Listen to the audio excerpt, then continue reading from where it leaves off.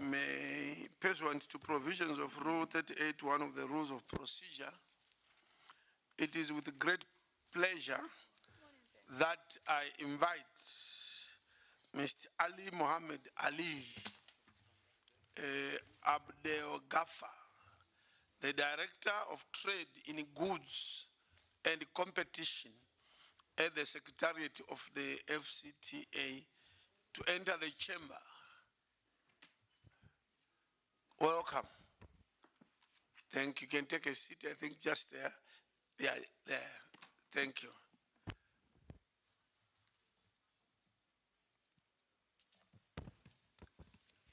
The clerk can read the first order of the day. Merci, Excellence.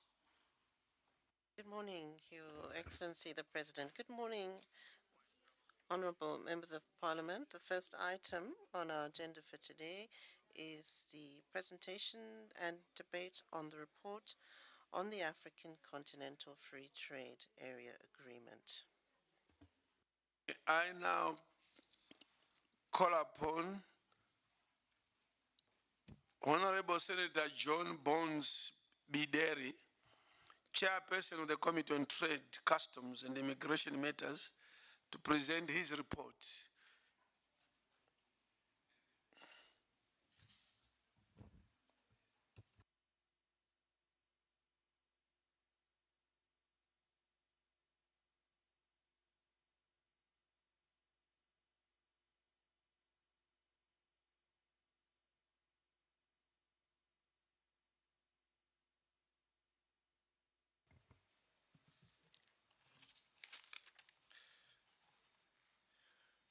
The Right Honorable President of the Pan-African Parliament, honorable members of the Bureau, honorable members of Parliament, I would like to take this opportunity to thank you for scheduling the report of the Committee on Trade, Customs and Immigration Matters today. Indeed, we appreciate. I would also like to take this opportunity to thank members of the Committee on Trade, Customs and Immigration Matters for having had an opportunity to review the report and adopt it and make it ready for the presentation today. Right Honorable President, I would wish to present to the plenary the report of the Committee on Trade under the African Continental Free Trade Area, pursuant to the provision of Rule 26, Sub-Rule 3 of the Pan-African Parliament Rules of Procedure. The Committee on Trade, Customs and Immigration Matters has the responsibility to consider matters relating to the development of sound policy for cross-border, regional, and continental concerns within the areas of trade, customs, and immigration. The committee has the responsibility of introducing issues of trade and customs for consideration by the Chamber and to come up with recommendations. Allow me highlight the role of the African Parliament on Trade Facilitation in Africa, which is clearly defined under the AU Agenda 2063 and Aspiration 1 of the African Union Agenda 2063 that aims at a prosperous Africa based on inclusive growth and sustainable development. The Pan-African Parliament has the role to promote inter-African trade as a conduit for growth, promote policies that will increase working capital, trade finance, and insurance access to farms and businesses and small, medium, and micro-size enterprises, and support and facilitate the implementation of the action plan for boosting inter-African trade. And Aspiration 2 of the African Union Agenda 2063 that aims at an integrated continent politically on the ideals of the Pan-Africanism and vision of Africa's renaissance. The Pan-African Parliament has the role to, first of all, promote the ratification and adoption of treaties and protocols related to the creation of regional and continental free trade area, customs union, and common market. Support development of regional frameworks that enhances access at points of entry for women involved in cross-border trade. Advocate for the ratification and domestication of relevant trade agreements by AU member states. Advocate and lobby for the adjustment and removal of tariff and non-tariff barriers to trade, respectively.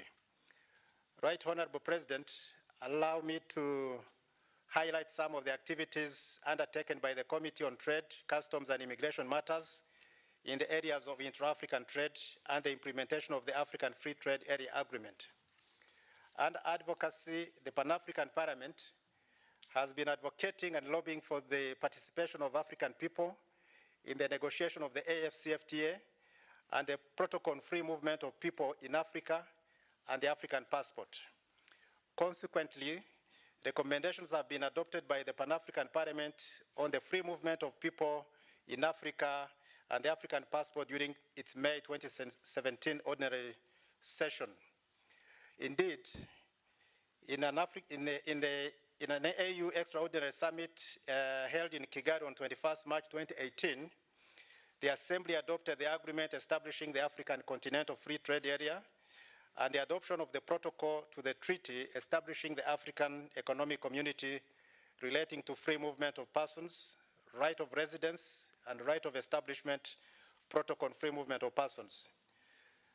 The other activity under advocacy, the Pan-African Parliament during its sixth ordinary session of the fourth Parliament held in May 2018 resolved to initiate advocacy activities to expedite the signature, ratification, domestication, and implementation of the agreement establishing the African Continental Free Trade Area and the protocol to the treaty establishing the African Economic Community relating to the free movement of persons, right of residence, and right of establishment. It further urged the members of Pan-African Parliament to popularize the AfCFTA agreement to the members of their respective national parliaments and communities in order to promote national ownership of benefits of the AfCFTA and the protocol on free movement of persons in the socio-economic development in Africa. Work in collaboration with the national parliaments and their members to urge their respective governments, where applicable, to sign, ratify, domesticate, and implement the AfCFTA and the protocol on free movement of persons. Regularly monitor progress on and encourage domestic parliamentary oversight over AU member states' signature, ratification, and implementation of the AfCFTA and the protocol on free movement of persons, and work towards the harmonization of member states' laws, policies, and structures in order to facilitate the implementation of the AfCFTA and the protocol on free movement of persons. Under capacity building, in March 2020, the Pan-African Parliament Committee on Trade, Customs and Immigration Matters and the Committee on Transport, Industry, Communication, Energy, Science and Technology organized the Continental Workshop on Stimulation of Intra-African Trade in the framework of the implementation of the Africa Continental Free Trade Area. The Continental Workshop was organized in Rabat, Morocco in March 2020 in collaboration with the Parliament of Morocco. The main objective of the workshop was to strengthen the level of understanding and master of existing agreements and programs at continental and international level by the members of the two committees and to develop strategies for stimulating intra-African trade by the Pan-African Parliament. During the workshop, participants were briefed on national approaches to trade facilitation, the experience of the Kingdom of Morocco, implementation of strategy for the African currency exchange, Morocco's preparation for the establishment of the AfCFTA, and NEPAD's contribution to boosting intra-African trade. At the end of the joint workshop on intra-African trade in the context of the implementation of the AfCFTA, the participants and members of both committees recommended that African states should accelerate regional economic growth and strengthen scientific research to fill the human resource gap. 2, the need for the Pan-African Parliament to draw up a model law on the harmonization of tax and customs legislation in order to simplify the customs regime, make trade between states fluid, and promote the expansion of African companies through the development of value chains. Parliamentarians should also raise awareness in their respective countries to set up online support platforms for approved economic operations. Right Honorable President, during the Pan-African Parliament Committee's first statutory sitting in the year 2022, held from 22nd August to 2nd September 2022, a presentation was made to the Committee on Trade, Customs and Immigration Matters by the African Continental Free Trade Area Secretariat on the status of implementation of the AFCFTA and the role of the Pan-African Parliament in fast-tracking the implementation. The presentation focused on the following areas, namely the current status of the AFCFTA agreement in terms of signatures and ratification by member states, schedules of tariff concession, rules of origin, non-tariff measures, status of trade and services negotiation, dispute settlement mechanism, phase 2 issues, implementation, tools and instruments, and then the way forward. The presentation was made by Mr. Mohammed Ali, Director of Trade in Goods and Competition at the FCA Secretariat, and we are very happy that he's again here to continue the discussion with the honorable members of Parliament. In his introduction, the presenter recalled that 54 out of 55 countries had signed the agreement establishing the AFCFTA, and after signing, 43 countries had ratified the agreement. To date, 46 countries had already submitted their service offers to the AFCFTA Secretariat for approval, and this is an indication that some countries are interested in setting up a common space. However, other countries still have to take measures to ratify the agreement. At the end of the presentation, the members of the committee made the following recommendations. One, that members of the Pan-African Parliament whose countries have not yet ratified the AFCFTA agreement should push for its ratification so that their citizens enjoy the benefits of continental integration. Two, that parliamentarians were urged to sensitize their respective countries to create national committees for AFCFTA within the ministries of trade so as to facilitate collaboration with the AFCFTA Secretariat and the private sector. Number three, parliamentarians should advocate for the signing and ratification of the protocol to the treaty establishing the African Economic Community relating to free movement of persons, right of residence, and right of establishment.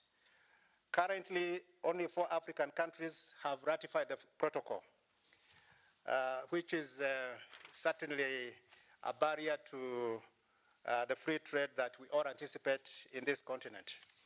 In conclusion, in view of the importance of the African Continental Free Trade Area and the benefits it brings to the people of Africa and beyond, the Committee on Trade, Customs and Immigration Matters resolved to bring the matter to the attention of all honorable members of the Pan-African Parliament through this first ordinary session of the 6th Parliament of Pan-African Parliament.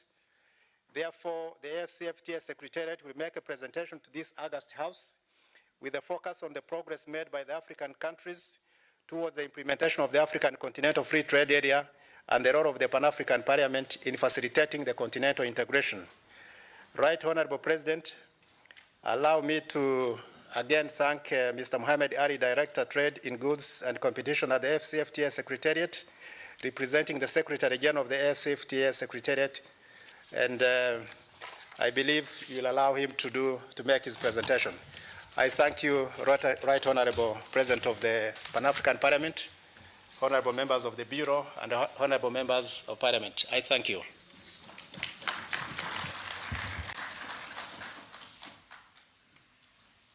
Thank you very much, Honorable Senator John Bones Bideri. Another louder applause.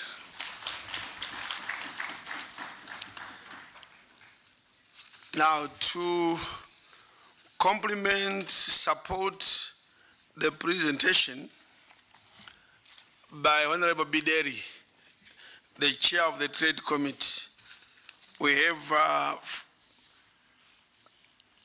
Mr. Ali Mohammed Ali Abdel Ghaffar, Director of Trade in Goods and Competition at the Secretariat of the FCTA, to present his report. Thank you.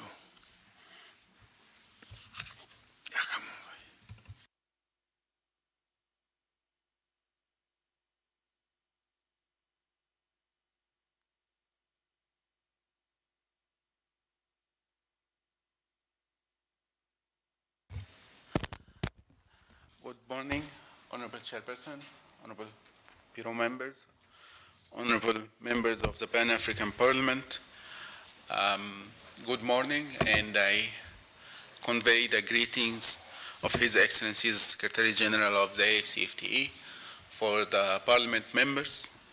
I'm here to do a presentation about the progress made so far on the AFCFTA agreement, the African Continental Free Trade Area, the trade area that's supposed to govern the trade relation among the African countries. Trade area that potentially will include 55 members of the African Union. Allow me to start my presentation on making brief on where we are in terms of ratification, in terms of the submission of tariff concessions, in terms of some of the tools that we adopted in the AFCFTA to fast-track the implementation of the agreement, and also in addition to give some highlights about some of the technical tools, some of the tools that we applied to implement the AFCFTA, and some of the lessons learned, and share with you, honorable members, what in our view the contributions that we are looking forward from the member states and from the honorable members of the committee. If we can move to the next slide.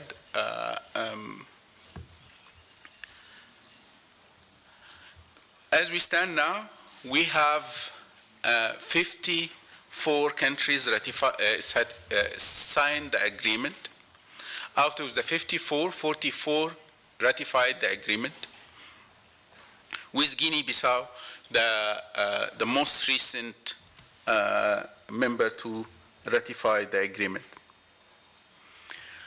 As we stand now, as well, the Secretariat received 46 schedule of tariff concessions. And in trade and within the AFCFTA, the schedule of tariff concession mean what the member states are willing to concede in terms of tariff to allow market access for other African products. So we received more tariff concessions offers than the ratification, which show and signal that most of our countries are actually willing to take fast technical steps toward the implementation of the AFCFTA, while the ratification is still a procedure that either based on the national and constitutional procedures, or some steps that is require a finalization of some protocols and annexes within the AFCFTA. The AFCFTA agreement structure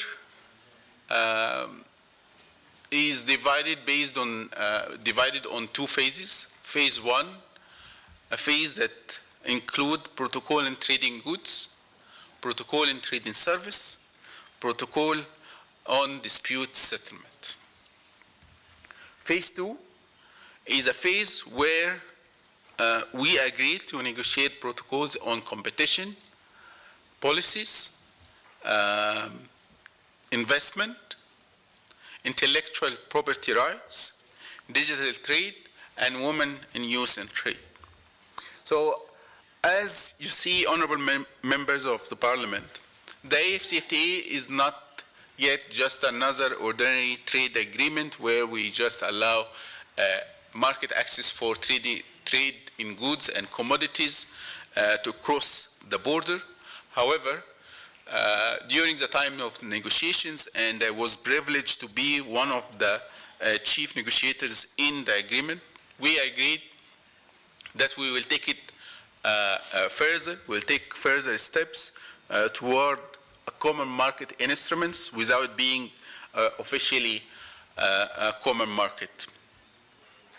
As we stand now, and I want to thank the Honorable Chairperson of the Committee on Trade, who made my job easier today, presenting our progress from the last time I was here in the Pan-African Parliament in August. Since August, we had within the last 2 months progress that I want to report. The first progress that we made, that the protocols on competition, the protocol on investment, the protocol in IBR has been finalized and concluded. And they will be submitted to the next Heads of States and Government Summit in Niger, November this month, for adoption, which means the next step will be up to yourself, the honorable members of the parliaments, to ratify those protocols in according to the national laws and regulations. The next item I want to speak about, or the next thing I want to speak about some of the instruments aside from the protocols and annexes and legal text that we have taken to fast-track the implementation of the AFCFTA and to assure that the AFCFTA is working for everyone. The first point I want to highlight is the adjustment facility. We, in the AFCFTA Secretariat, we worked with Afri-Exim Bank to design a fund. We call it the Adjustment Facility Fund. The aim and the main purpose of the Adjustment Facility Fund is to overcome the short-term challenges and negative impact on the liberalization process under the AFCFTA, which means if you are a state party for the AFCFTA and you submitted your market access offers, you should expect that there will be a shortage in the revenue collection due to the tariff reduction.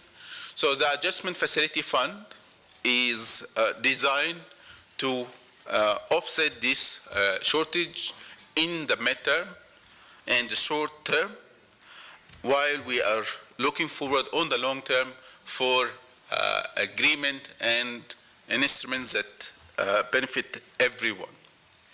So that is the first instrument we put in place with Afri-Exim Bank.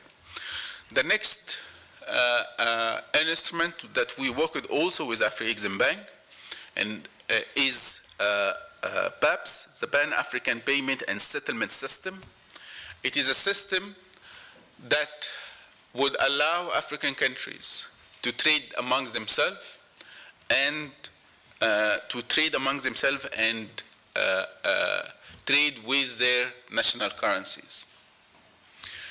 Every year, the estimate of having to transfer and change our local currencies to hard currencies like the US dollar and euros to be able to trade with our neighbors, estimated that we are wasting only for the fees for transaction, we are wasting more than $5 billion US dollar. So together with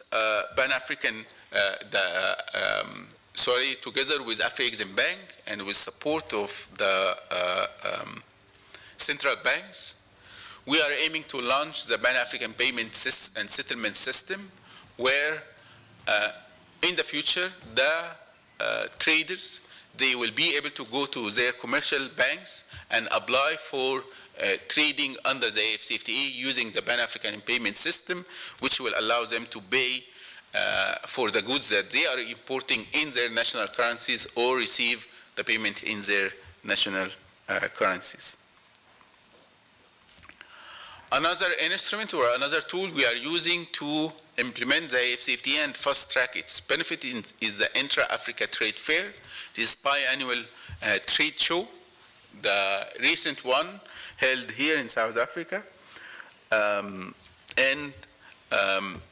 The aim of the Pan-African, the aim of the Intra-Africa Trade Fair is to provide a platform for our businesses, for our exporters to engage directly and to create opportunities under the AFCFTA. The last Inter-Africa Trade Fair held in 2021 in Durban, and the next one will be in Cote d'Ivoire in 2023.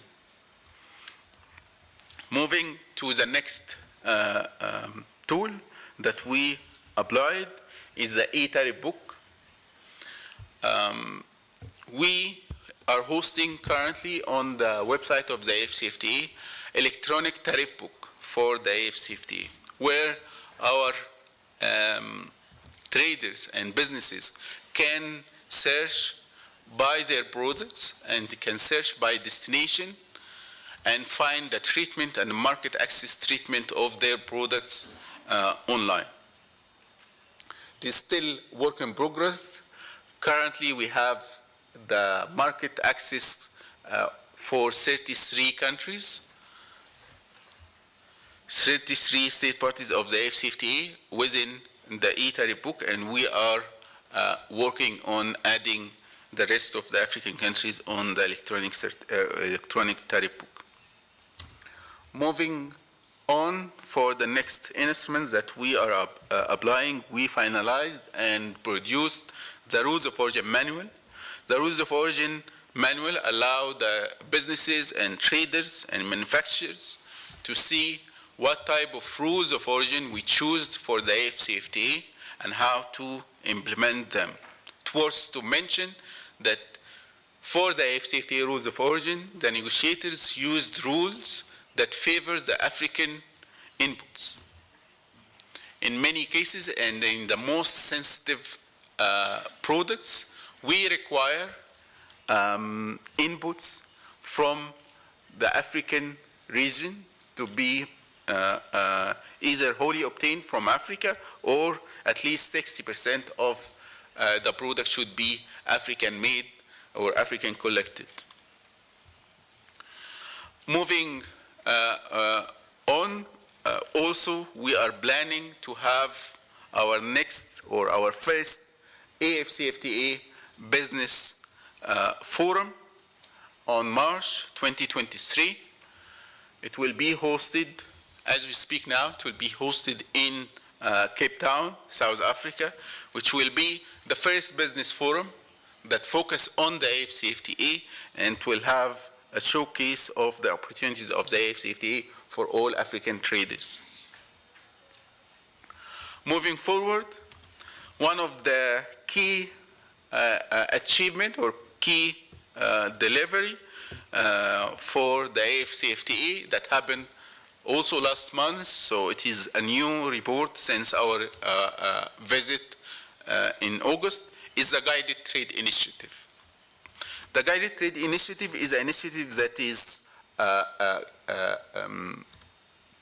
driven by the Council of Ministers of Trade and driven by the AFCFTA Secretariat that seeks to facilitate the commercially meaningful trading under the AFCFTA.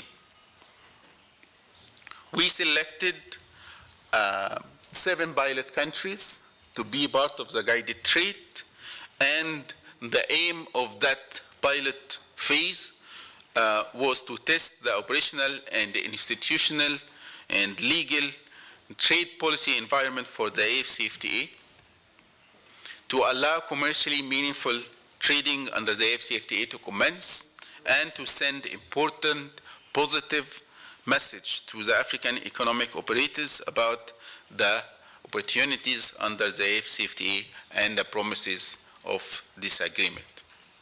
If you can move to the next slide. Yes, please. So on this slide, you can see real pictures for the trades that happen under the Guided Trade Initiative. I'm happy to announce that we were able to facilitate coffee products exported from Rwanda to Ghana, tea products exported from Ghana, Kenya to Ghana, ceramic tiles exported from Ghana to Cameroon,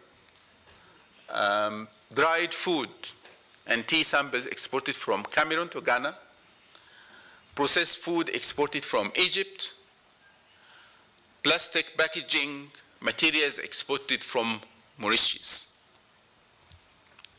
All of these trades happened under the AFCFTA with the AFCFTA Certificate of Origin and with the AFCFTA trading documents. If you can move to the next slide. So the criteria we used to select the countries for the pilot countries were simply to make sure and assure that we have regional representation from the different regions of Africa. While the Council of Ministers, in their last meeting, end of October, they decided to allow, or they decided to invite all the African countries to be part of the Guided Trade Initiative, taking in consideration the following criteria. For countries that want to be part of the Guided Trade Initiative, they need to be a state party of the AFCFTA agreement, which means they need to ratify the agreement. Number two, they need to have a schedule of tariff concessions that is technically verified in accordance to the agreed modalities. They need to gazette, according to their national laws, the schedule of tariff concessions, and to have ad hoc committee to implement the AFCFTA and willing to mobilize their businesses. Honorable members, during the Guided Trade Initiative, there were lessons learned, and I will be keen to share some of those lessons with you. The first lesson I want to mention for the Guided Trade, from the Guided Trade Initiative, that our businesses are eager to harvest the benefits of the AFCFTA. And the sensitization about the AFCFTA is a collective responsibility. There is no one institution in Africa, whether it was the AFCFTA Secretariat or the African Union, alone can do that part of sensitization. Number two is having a committee on the national level, high-level committee, high-level ministerial committee, will fast-track and allow the harvest of the AFCFTA. The reason we were able to work with these 7 countries is because they have operational AFCFTA dedicated committees on a ministerial level that bring together the ministries of trade, finance, and any relevant ministries to the trade process. The other lesson I want to share is how our tariff concession and how our market access is being structured.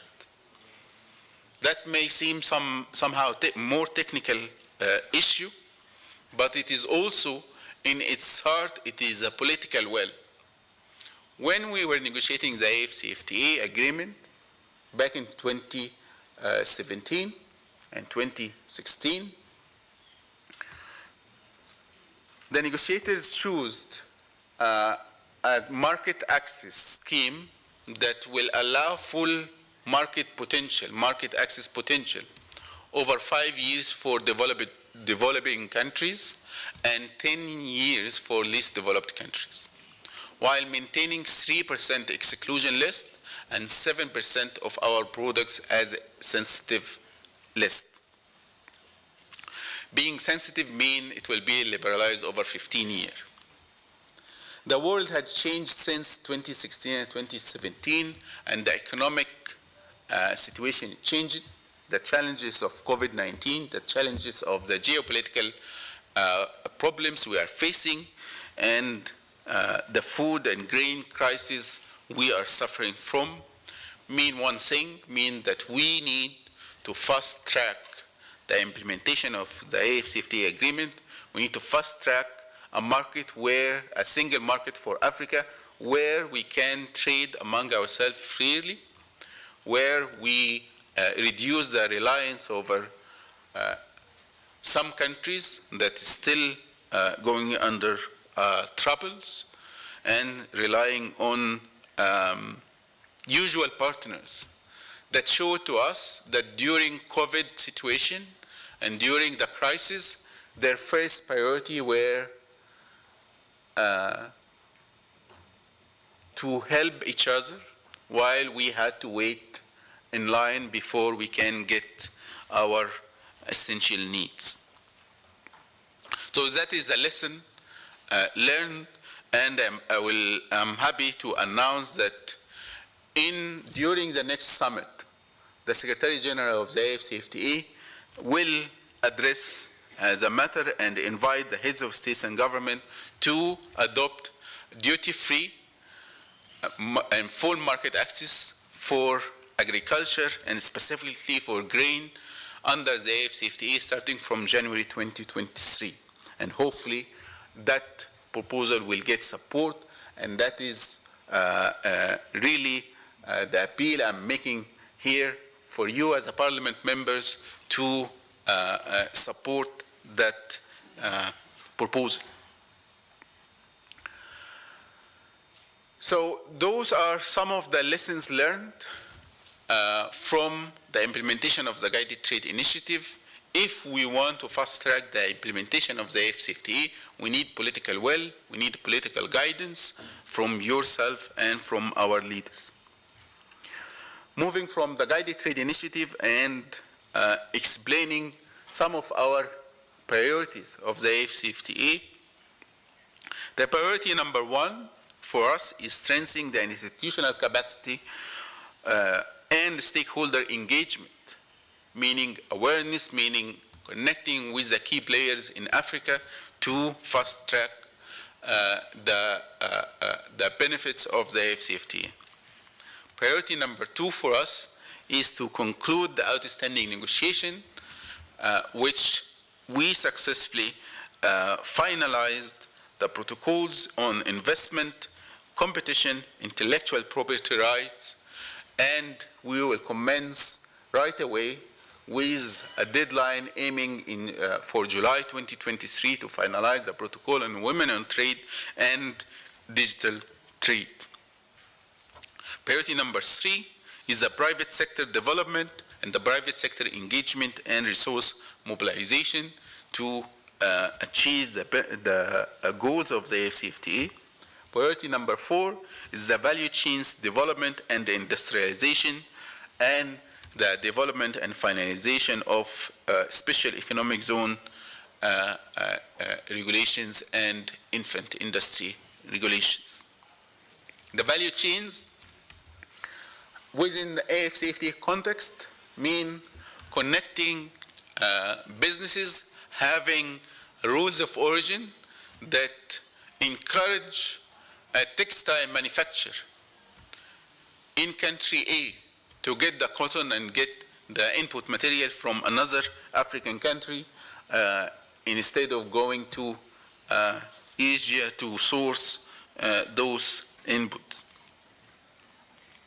Priority number five is the customs harmonization, transit, and trade facilitation. So, moving to the next slide, we speak more about the value chains development and what we are trying to focus.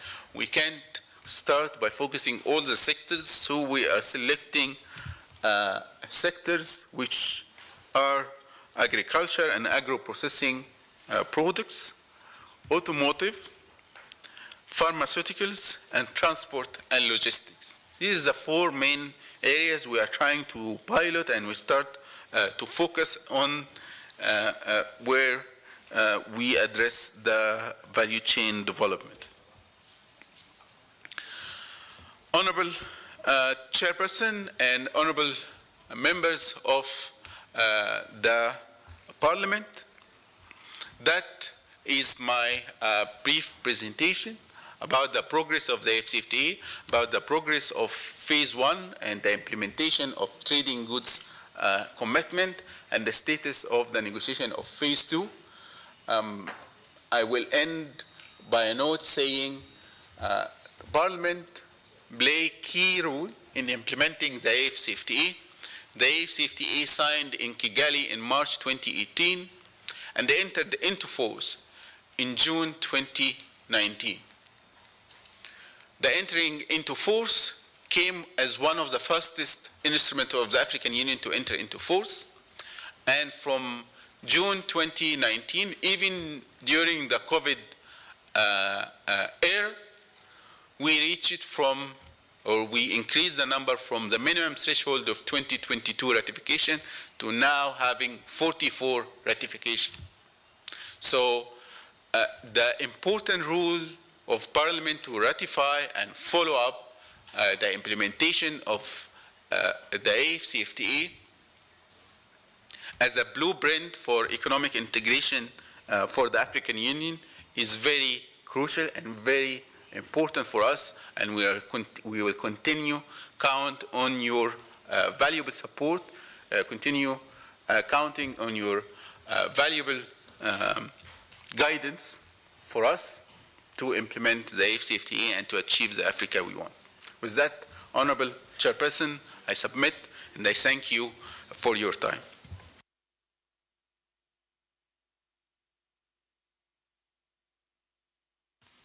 Thank you very much. Another loud applause.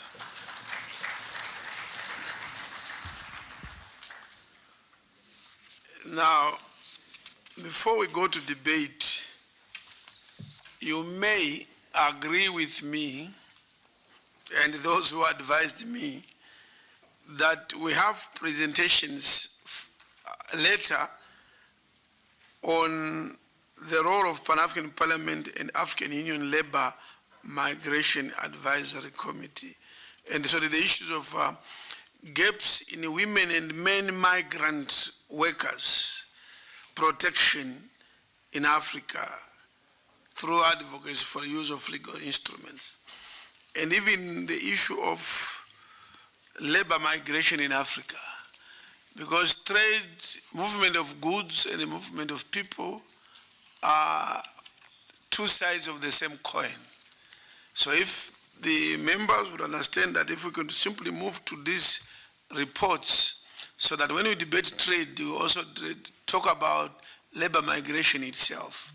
So allow me then to call upon the clerk to read the next order. Le prochain ordre. The next item after the presentation and debate will be a report on the seminar on protection of migrant workers in Africa through advocacy for the use of legal instruments, the role of the Pan-African Parliament and the ad hoc African Union Committee on Labor Migration. This will be followed by a presentation on recommendations and resolutions on labor migration. Thank you. Thank you. I therefore call upon and invite Honorable Senator John Bones Bideri, Chairperson of the Committee on Trade, Customs and Immigration Matters.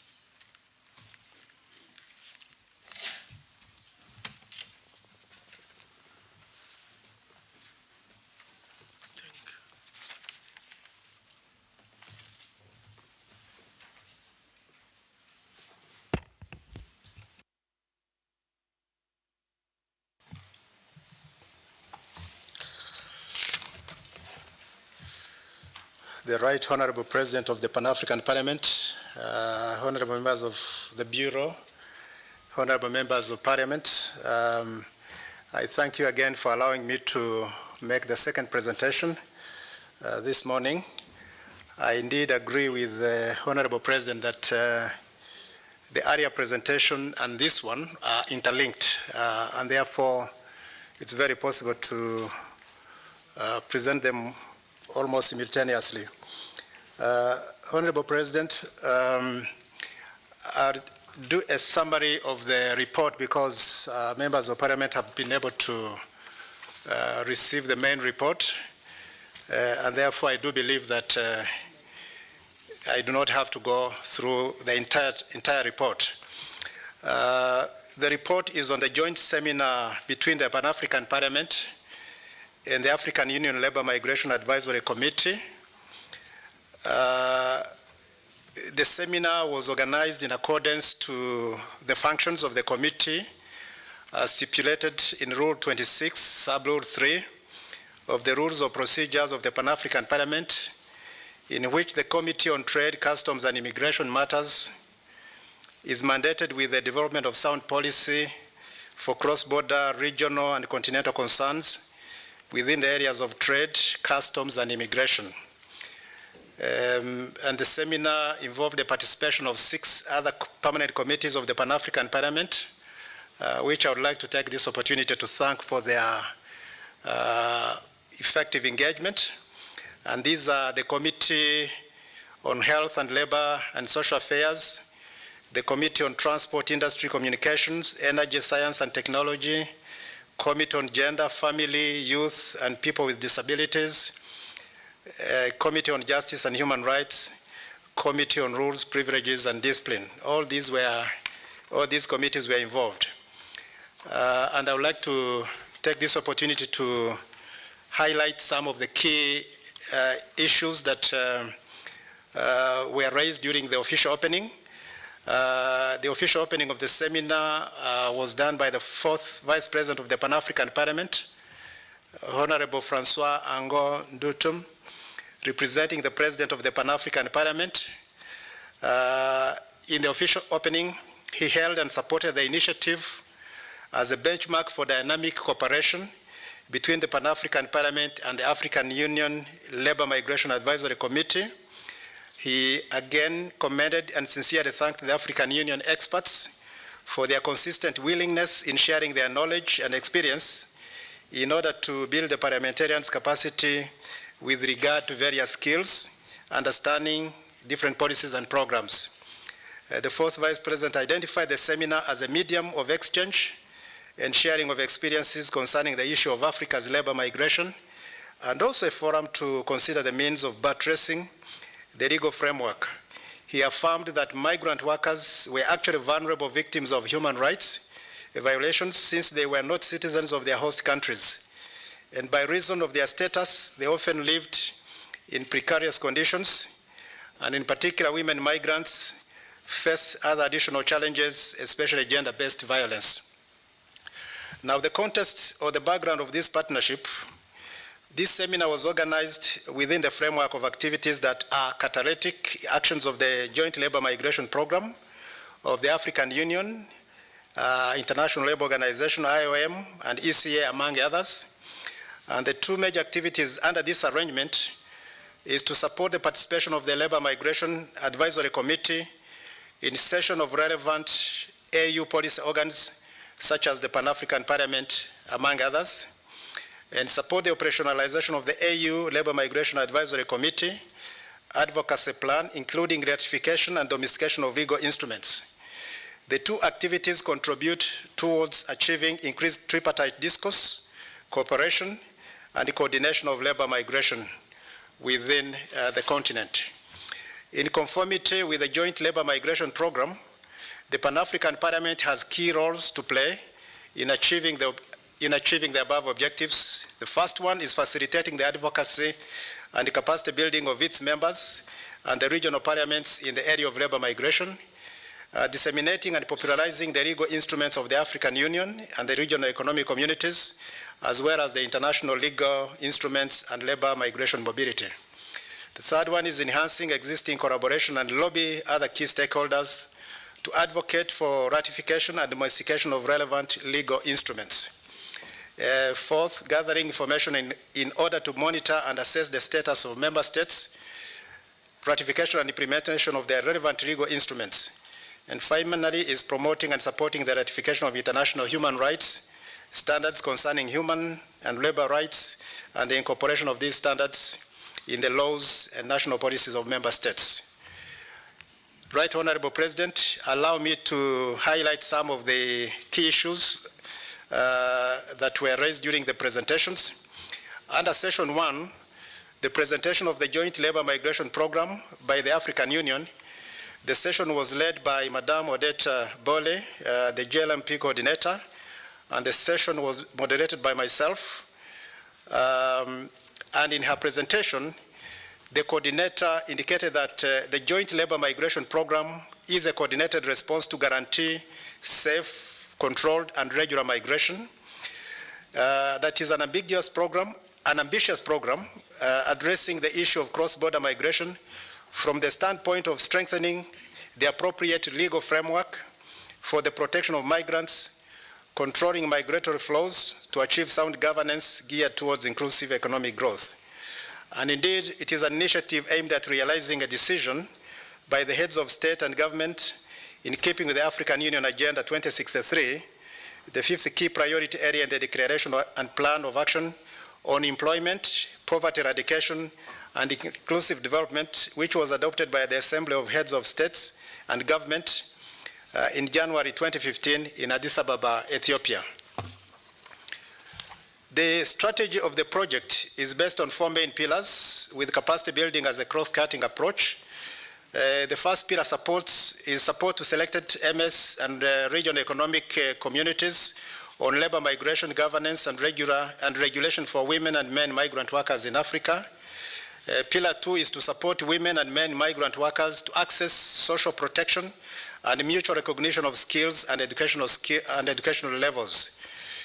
Pillar 3 is to support to evidence-based labor migration management through increased utilization of labor migration, disaggregated data and statistics.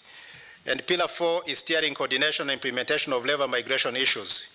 So the coordinator defined the responsibilities of the Pan-African Parliament as a consultative organ of the African Union in the adoption of the Joint Labor Migration Program as having a central role to play in the effective implementation of the joint program. And as part of the continental leadership, the Pan-African Parliament should sensitize African population of the content of this joint program and uphold the rights of migrant workers as well as those of their family members. The Parliament should also urge African Union member countries to ratify the protocols and extend the program of all states through advocacy. Under Session 2, which focused on the shortcomings in the protection of female and male workers in Africa, the presentation was made by Madame Barbara Banda, a member of the Labor Migration Advisory Committee, representing women in cross-border trade.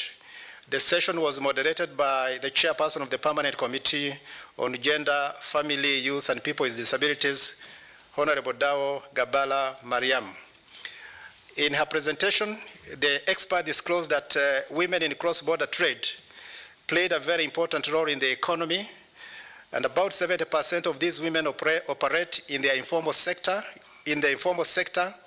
and contribute 40% of income, which go directly to meet the vital needs of their families.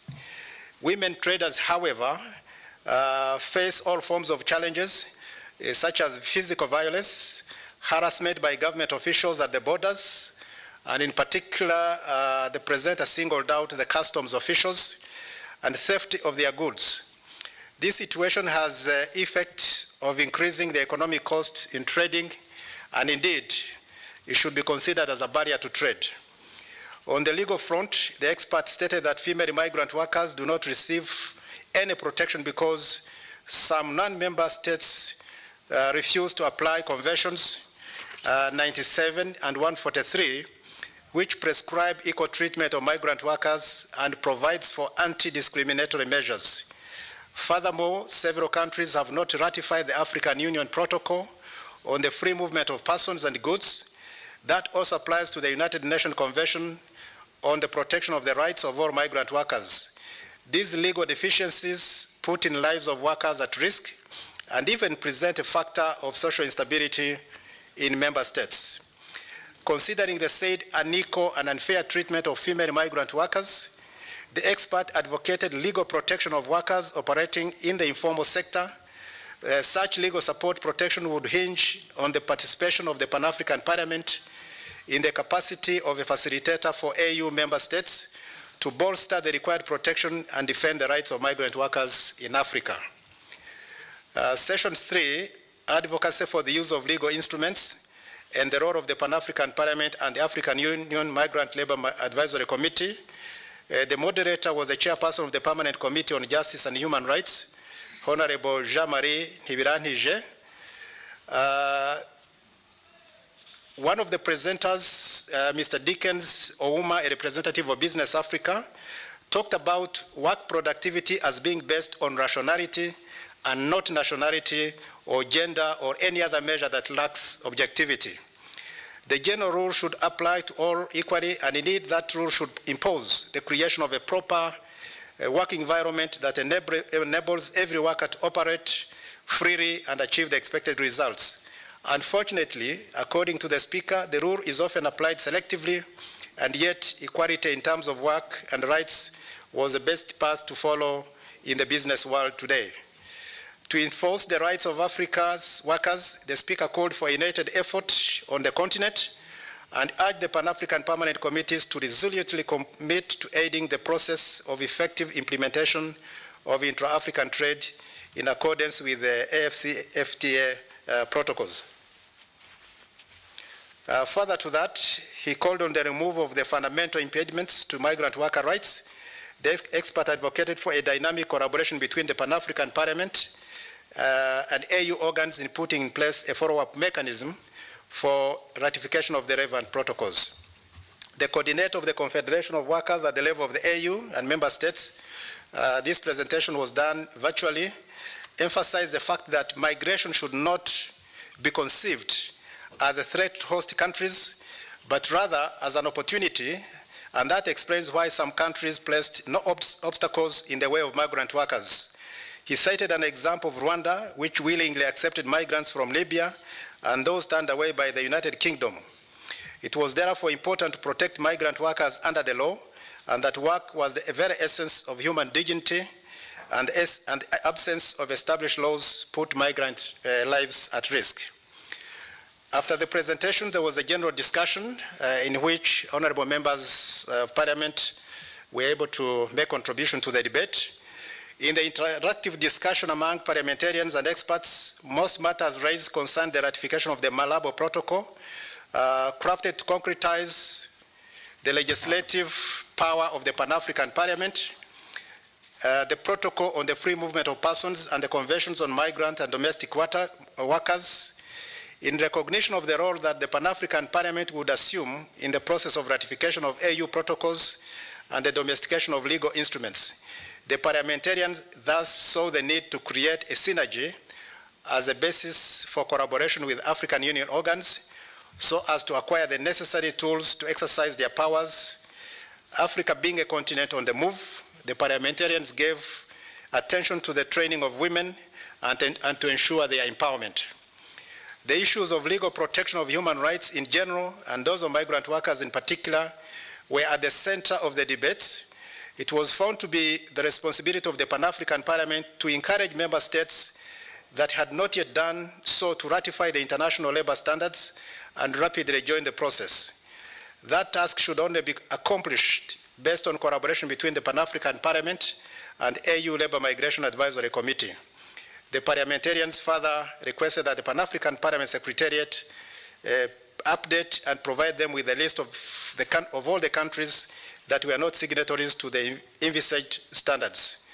The experts, for their part, were reminding the parliamentarians of their mission, that of lobbying states and governments and sensitizing African populations on the Pan-African Parliament activities, expressed their willingness to guide them towards the best research approach that guarantee legal protection for all migrant workers on the African continent, and by training parliamentarians and providing them the necessary tools for the formulation of a model law concerning migrant workers. The Right Honorable President, some of the issues that require urgent attention were also presented during the discussion. The members of the Pan-African Parliament expressed satisfaction with the implementation of the Joint Labour Migration Programme as a concrete step in strengthening the protection and the promotion of the rights of migrant workers and their family members. Furthermore, the important role played by the Pan-African Parliament in the implementation of the said program was also acknowledged. The seminar participants agreed to further the protection and promotion of migrant worker rights through collaboration measures and strategies, and to continue promoting the integration of labor migration issues into the global dialogue on migration at the national, regional, and continental levels, and through a joint endeavor to, among others, facilitate advocacy and capacity building in the area of labor migration for the Pan-African Parliament and the regional and national parliaments, strengthen the existing collaboration and put pressure on other key stakeholders to advocate for the ratification and implementation of relevant legal instruments in national registration, gather information to enable the follow-up and evaluation of the stage of ratification and implementation of relevant legal instruments by member states, support the ratification of international standards in the area of human and labor rights and the implementation of the standards in the national legislation and policies of member states. Spearhead the promotion of the main legal instruments of AU, regional economic blocks, as well as international instruments on migration and mobility of workers in member states. Involve the Pan-African Parliament in protocol formulation. The following were the recommendations made during this particular seminar. The following recommendations were made. One was to the African Union members were urged to ratify and adopt relevant instruments concerning human and labor rights and other international and regional legal instruments relating to labor migration, review them and have them implemented at the national level and share good practices and approaches. Number two, formulate laws, policies, and strategies based on human rights and taking into account the gender dimension. Conclude interstate agreements, including bilateral labor migration agreements, where appropriate, which would regulate and facilitate safe, dignified, and controlled migration, notably migration of workers. Build the capacity of decision makers, administration, and institutions in the area of labor migration, specifically international labor standards, decent work recognition of skills and qualifications, social protection, and the promotion of regular routes through efficient governance and labor migration. In closing the seminar, the chairman of the Committee on Health, Labor, and Social Affairs, Honorable Jean-Patrice Curren, observed that Africa faced widespread migration, whose fallout would definitely impact its development, and the situation could lead to constant instability of people in search of well-being. The deliberations indeed have posed challenges that must be explored further with collaboration of all stakeholders. At the end of this seminar, the Right Honorable President, a communique inviting member states to accelerate the process of ratification and registration, incorporation of legal instruments was presented in the seminar, and I wish to end there, and I thank you for listening to me. Thank you very much.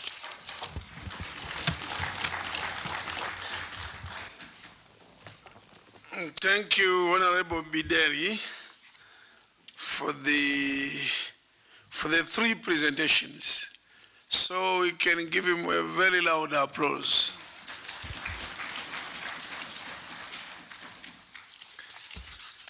I now allow debate on the presentations. And a few people have registered to debate. And we'll start with Honorable Ayers Ali of Mozambique.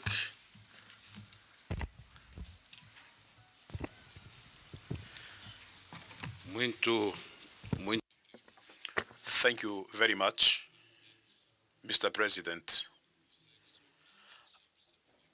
I know that you can understand Portuguese now, Mr. President, but maybe it's better that you put your headphones so that you follow interpretation. I want to start by greeting you, Mr. President,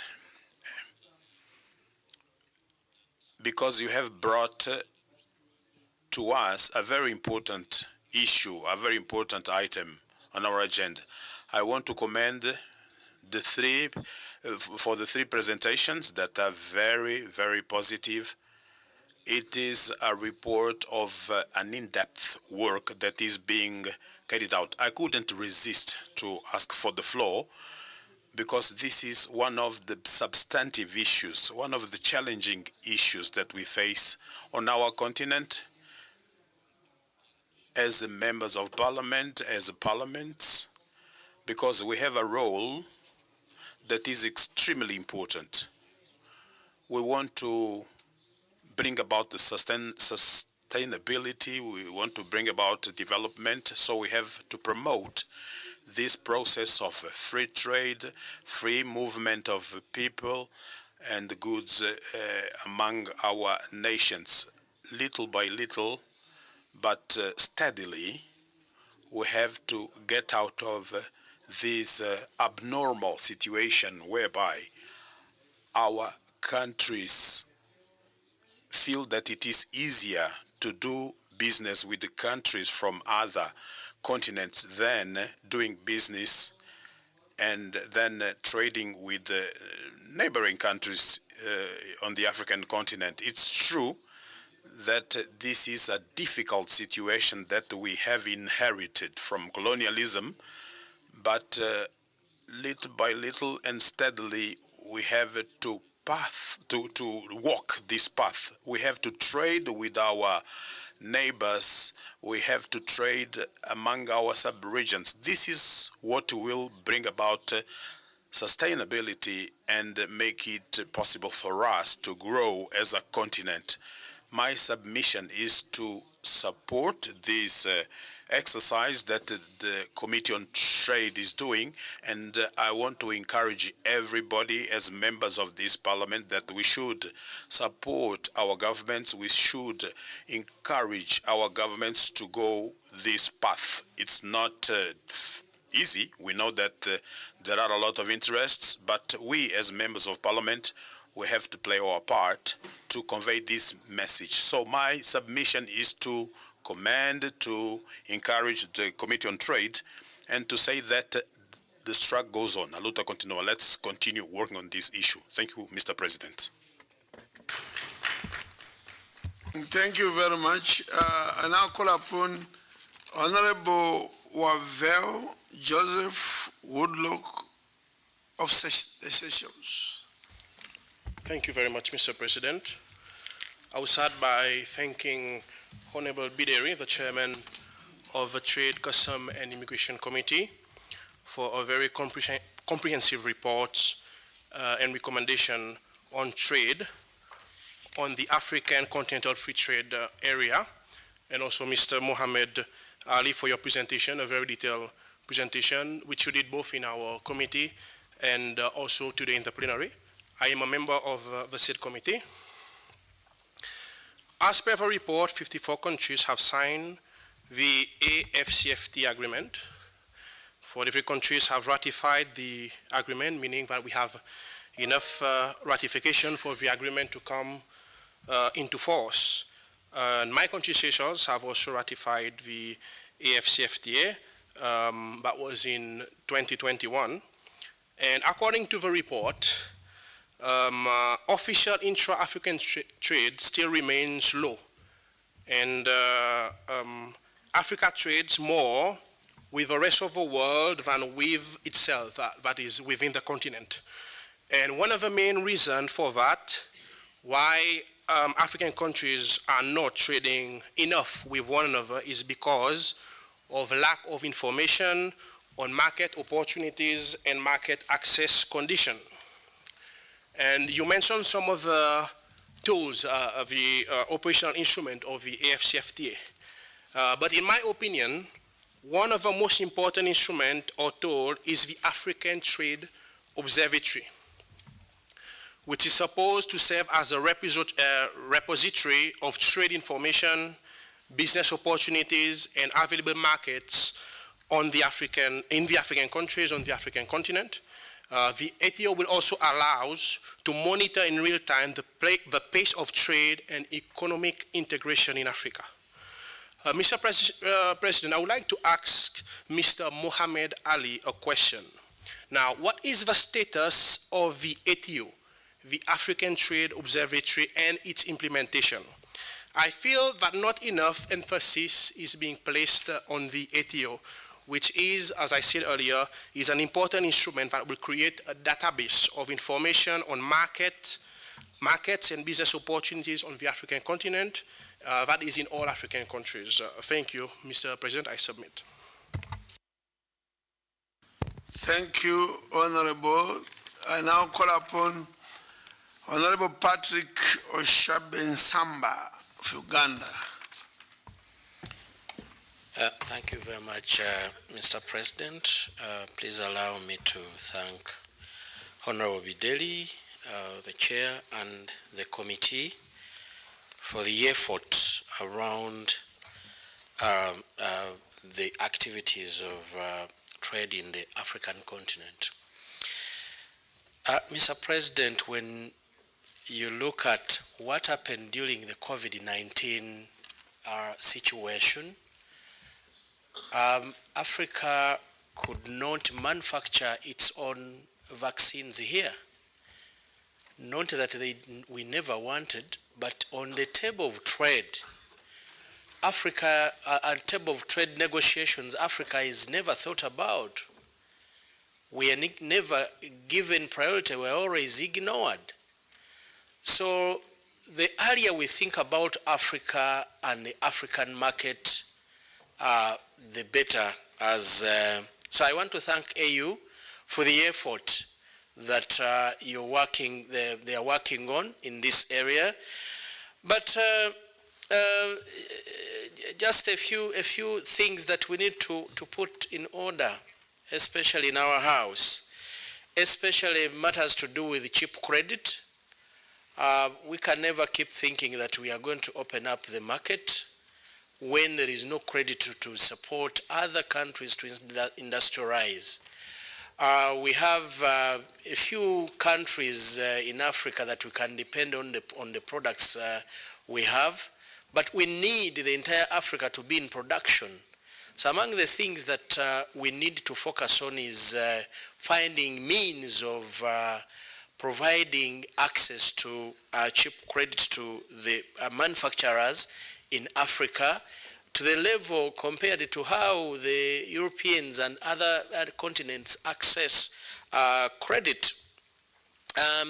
Until a time that we choose to trade between ourselves, we are just a big joke. We are just, if we can't agree on democracy, on human rights, at least let us agree on matters to do with trade. Because even when we try, our countries are, each one of them is small in a way. We only make impact if we are a one big market, a 1.2 billion market. It makes a lot of sense. Mr. President, my country has been investing in a public transport bus, and the market they are looking on is Africa. But unless this program of Africa, this SCFT is actualized, that bus will be just a white elephant in our country, because it's not a market big enough to make it commercially viable. So I want to call upon honorable members of parliament. There is a recommendation which I want us to take, all of us, where the chairperson has recommended that we start SAFCTA committees in our parliaments. And probably then the discussions will begin at that level, what needs to be done by our governments. Then we start pushing in the right direction. Thank you very much, Mr. President. Thank you, Honorable. I call upon Honorable Muntaka Mubarak. Thank you, Mr. President. And let me thank the chair of our trade committee and his team for the great work done. Mr. President, let me just say that this is probably one of the last chances for us as Africans to unite. Why am I saying that? If we can agree to trade among ourselves, it will take a lot of suspicion and a lot of mistrust among us. Sometimes I find it very funny that the politicians in Africa are given diplomatic passports just to travel and go and talk, when the ordinary citizens that truly need the free movement are denied the access. In ECOWAS, we have had a single passport for well over a decade now. Even within the West African sub-region, movement is not as easy as you may think. It is probably much easier to fly from Accra to New York cheaper than to fly from Accra to Abuja. Why? There's no market for it. And earlier this week, last week, I made a submission about our taste as Africans, especially the middle class. Mr. President, permit me to reiterate some of the good areas of changing our taste. It is estimated by the African Development Bank that the middle class in Africa is growing and is currently ranging between 300 to 350 million. If these figures are right, the 350 million is just about the population of America. It is about half the population of the whole of Europe. So if we in the middle class decide to change our taste and look within the continent, we will be doing so much good to our continent that we will catapult and catalyze this development of African countries. I put it roughly that you and I, in the middle class, spend roughly $2,000 annually on goods and services that are from either America or Europe or Asia. If this small figure, which you all of us know, we spend far more than that, is spent within the African continent, and you multiply that by 350 million middle class in Africa, that alone provides a market for 700 billion. 700 billion, just 2,000. But Mr. President, you and I agree that some of us in the middle class spend 10 to 20, 30, 50,000 annually buying goods and services outside the African continent. So if we begin to look within and be frank with ourselves and say that, look, starting from my good self, henceforth, I will not patronize anything outside Africa. If I need a good shoe and I can't find it in Ghana, I look to Togo, I look to Nigeria, I look to South Africa, I look to other African countries. If we take that commitment, starting from we the parliamentarians, believe me, we'll provide leadership, we'll provide direction. And I would say, if this works very well, in just about 10 years, we'll begin to turn the fortunes of Africa, because we will have created a market that will give the ordinary citizen of Africa the opportunity to expand their farm, the opportunity to expand their business, the opportunity to do better than they are doing now. Let me commend the Secretariat for the initiative of trying to have the payment system. Today, look across the African continent. Almost every country is having challenges with its currency because of the current crisis, whether COVID, post-COVID, and then Ukraine, Russia war. Almost every African country, West, in Ghana, in Nigeria, I mean, currencies are just dropping, and simply cost of food and medicine is just skyrocketing, and it's becoming so much challenge. If this payment system is developed, colleagues, like the committee itself is recommending, we need to have committees of the AFTA in our parliament. Let's take personal commitment individually as a way to get PAP to survive, that we will be personal crusaders of this system. Because if it works very well, believe me, it will provide stability to almost all our currencies. But let me end, Mr. President, by saying, if we think our effort to come together through trading among ourselves is going to come easy, let's think again. The Europeans are not going to sit aloof. The Americans are not going to sit aloof. The Asians and China, they are not going to sit and just allow us to easily do that, because they know the implication on their own economy. They don't care. I mean, they control, their wish is to continue to enslave us so that we can continue to be dependent on them. So we should have this at the back of our mind. Whether you are a parliamentarian in PAP or in your national parliament, anytime there's an agreement to be signed in your parliament, have this after at the back of your mind. If you are sitting on an entity in your country, whether it's in a governmental agency, whether it's in parliament, and there are procurement, have after at the back of your mind that no matter the challenges, you prefer first to domesticate than to just give it out to people outside the African quarter. If we commit ourselves to this and do it very well, starting from Pan-African Parliament with about 250 members of Parliament, believe me, it is going to radiate and it's going to project and to exponentially provide direction across the whole of Africa. I want to once again thank the committee for a good work done and to say that all this that we are doing, if goods can move freely, without people able to move freely, it will continue to be a big impediment. Thank you very much, Mr. President, for the opportunity.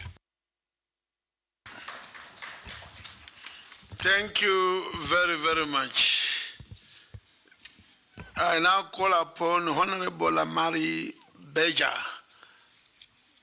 Trade and transport are two sides of the same coin.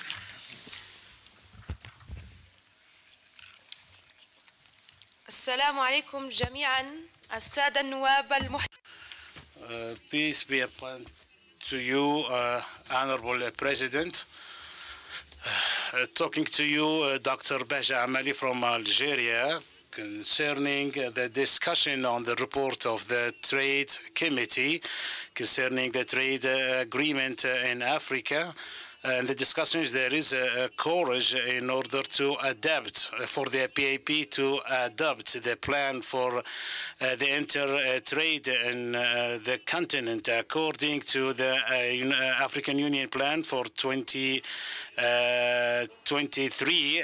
There is an aspiration in order to push the continent into an advanced one that guarantees the sustainable development.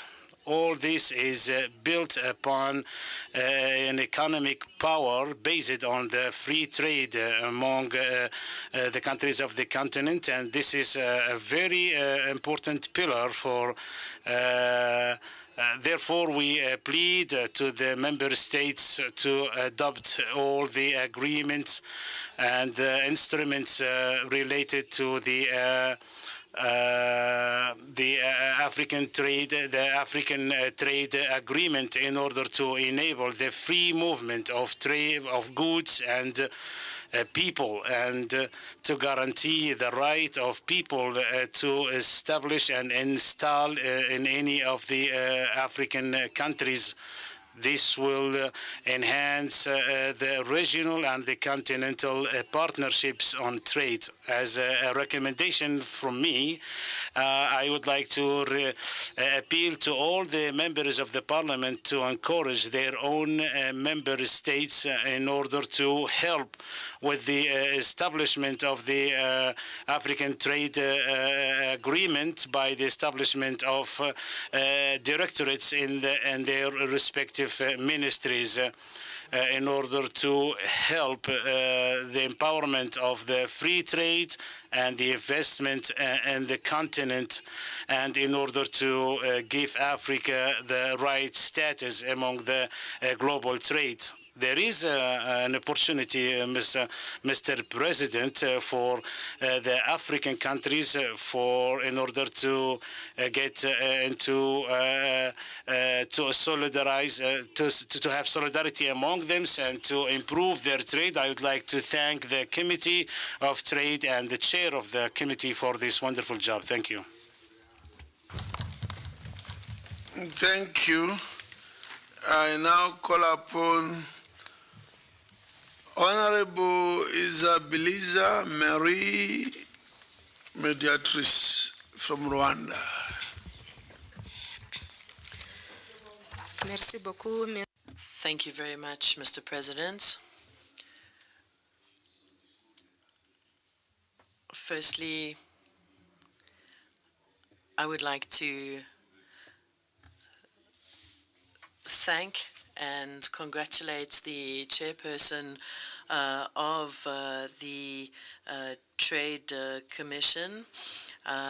He made an excellent presentation, and I would like to take the floor to speak about migrant workers in Africa. And I would like to call upon all my colleagues to focus on this in their own countries. We have a large number of migrant workers in Africa, and we have workers who provide domestic work in homes and who end up being amongst the most vulnerable populations on the continent. So without social security protection, they work in informal settings at low pay.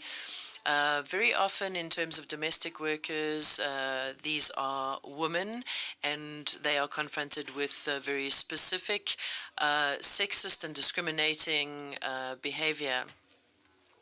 And in terms of their rights, there are situations where they are not paid, where they have to wait to be paid, they have to work long hours. Sometimes their passports are confiscated, pay is withheld, and so I would like to include in our recommendations something about educating our young girls, especially about the dangers of migrant work. Thank you. Thank you. I now call up Honorable Kouadio Betin of Côte d'Ivoire.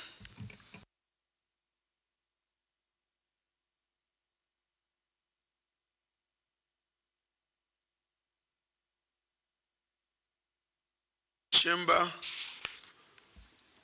We will then move to Honorable Dr. Aoke Amzai Asoma of Ethiopia.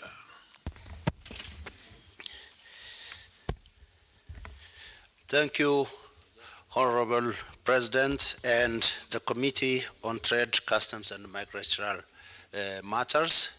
I appreciate the report, which was crafted in a very good way, but I have the following suggestions, and some of them are actually questions. So when we think about free trade and free movement of goods, there are some preconditions that have to be fulfilled. This has been possible in other continents like Europe and other parts of the world with developed democracy, with developed infrastructure, with developed economy of similar type. So before people move, actually there has to be some kind of democratic institutions, observance of law and order. So as a precondition for free movement of people and trade, we have to also think the other side, how to organize our societies, how to democratize our societies, and how to integrate countries in Africa with infrastructure, with roads, with telecommunications, with railways.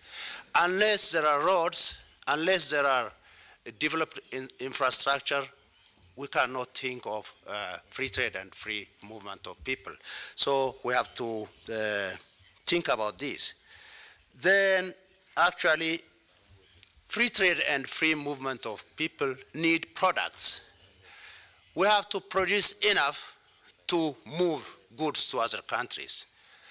There has to be road to move from one place to another. Actually, people go when there is road. People move where roads take. So we have to think about that concomitantly.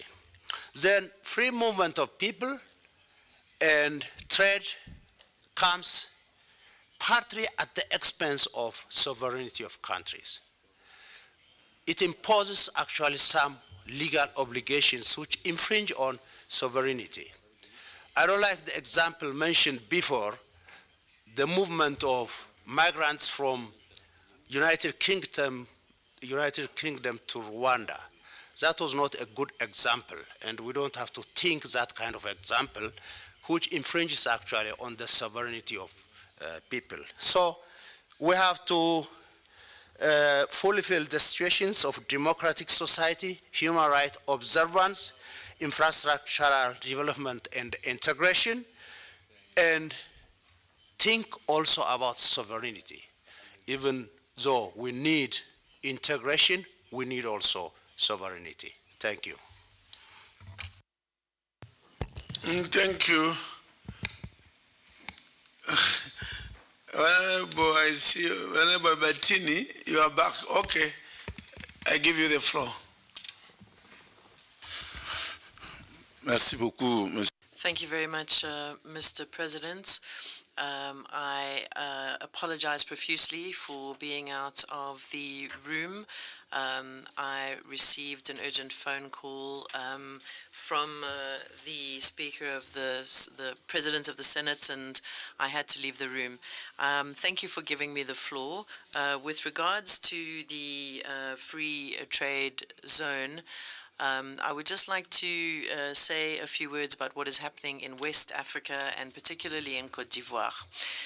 Côte d'Ivoire is a country of hospitality, and all our neighbors can attest to that. And on a regional level, we have many projects, and we cannot talk about a free trade area and migrants without talking about transport. And when you find yourself in Goma and you have to go to Côte d'Ivoire, the plane ticket will cost you about $1,500, and if you want to leave Côte d'Ivoire to go to France, you can get a flight for $300 or $400 to go to Paris or Belgium or elsewhere. And so before we talk about a free trade zone, we need to talk about transport and the cost of transport as well. In terms of migrants, I think that the model that we have created in Côte d'Ivoire is a good one. And we need to facilitate circulation between populations. And before COVID, if I wanted to go from Côte d'Ivoire to Ghana, I didn't need a visa, and I could freely circulate, and the same applies to other countries in the area. And we need to make sure that this applies to the whole of Africa, that there is easy circulation. We need to sign the necessary treaties to make this happen, and we need to also include all the sectors involved in this free trade area to ensure that we are promoting free and easy circulation and trade between our countries. In terms of consumption, we need to encourage all our countries, all our presidents, to develop agriculture instead of importing rice, for example. Africa is blessed with very fertile land, and we should be producing our own crops like rice. It is not normal that we are importing 90% of our wheat, for example, from outside of Africa. And as MPs, we need to work on this. We need to put pressure on the African Union to really ensure that agriculture is developed in Africa, and we need to encourage our youth to get their qualifications and work in this agriculture sector. I'd like to thank the chairperson of this committee for his excellent presentation, and I really would like to encourage all our colleagues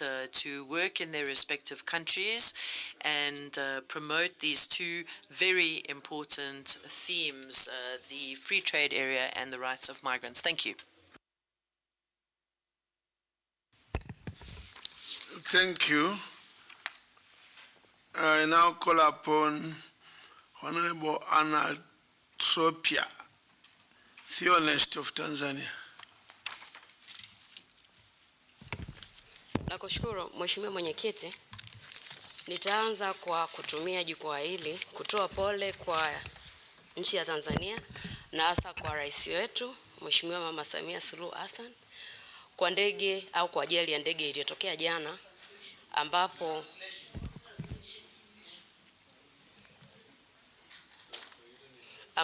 wakati ndege inatoka Dar es Salaam kuelekea Bukoba. Translation.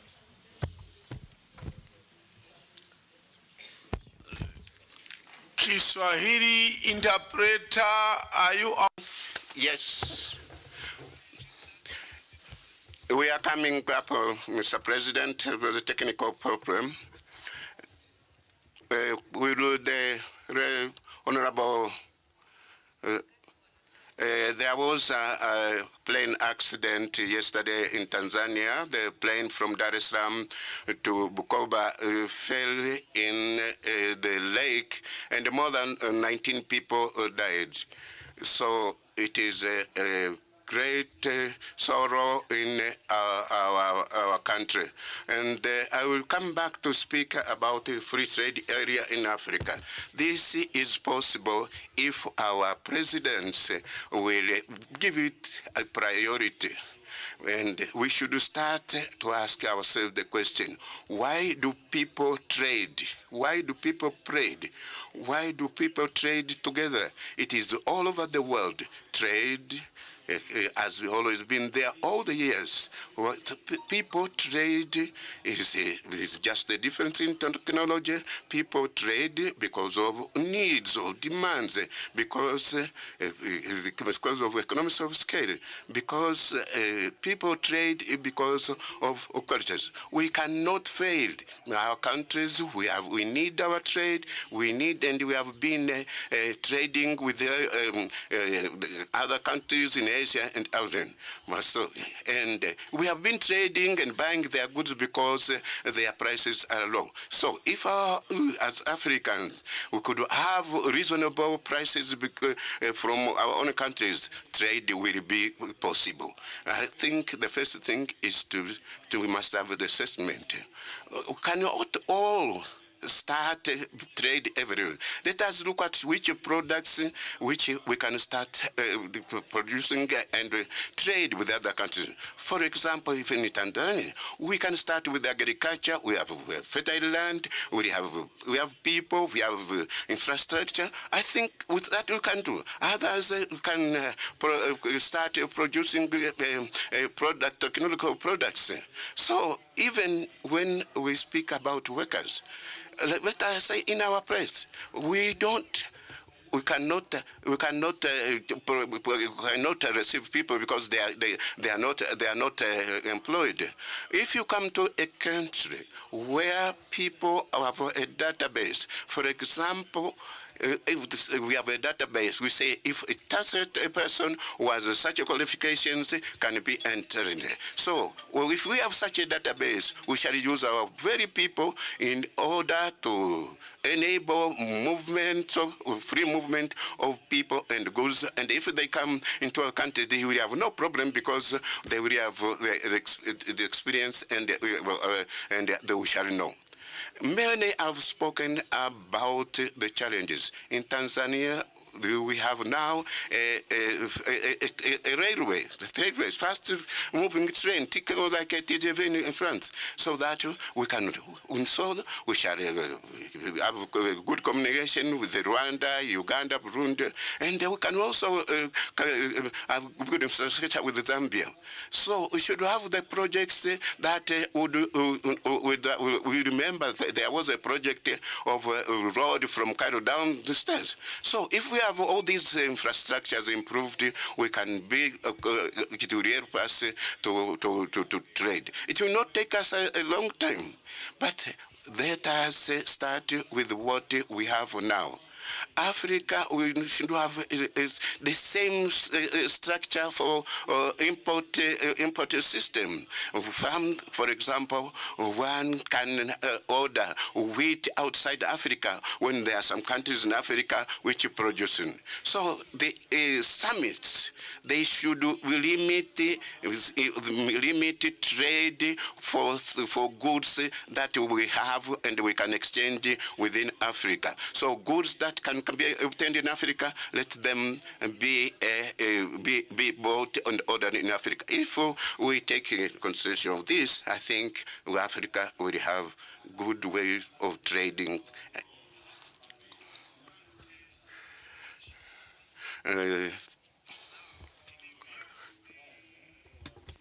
News that the honorable member has just shared with the chamber that we lost 19 passengers on an aircraft that landed on Lake Victoria, and I'm told maybe about 26 have survived. They may be in hospital.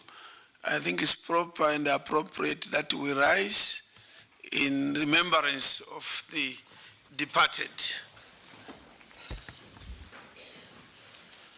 We observe a minute of silence.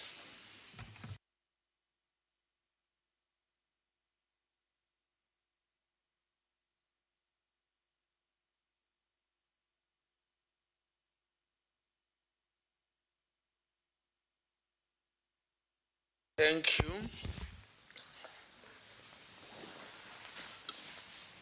It's all about transport and communication in Africa. I now call upon Honorable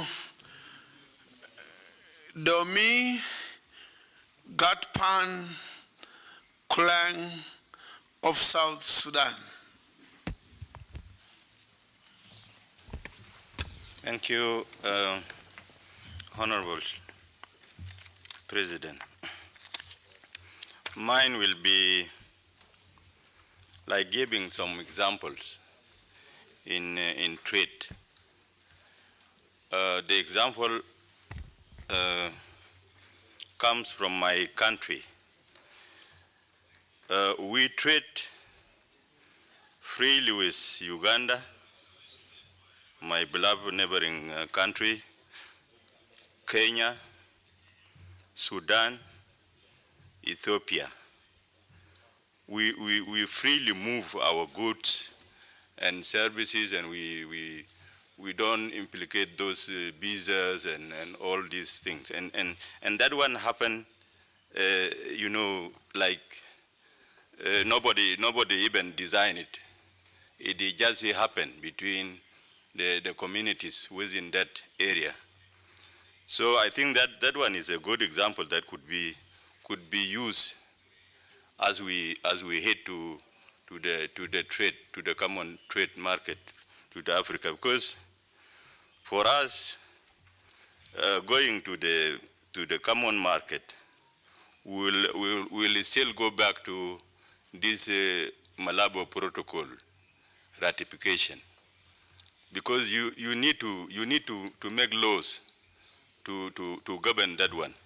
But to do it in an African way, like what we are doing it in Uganda, Kenya, Ethiopia, those countries, it is easier before that Malabo Protocol is ratified, because our states, member states, they are so reluctant on that, only because our minds are blocked that what is done by white men could not be done by a black man.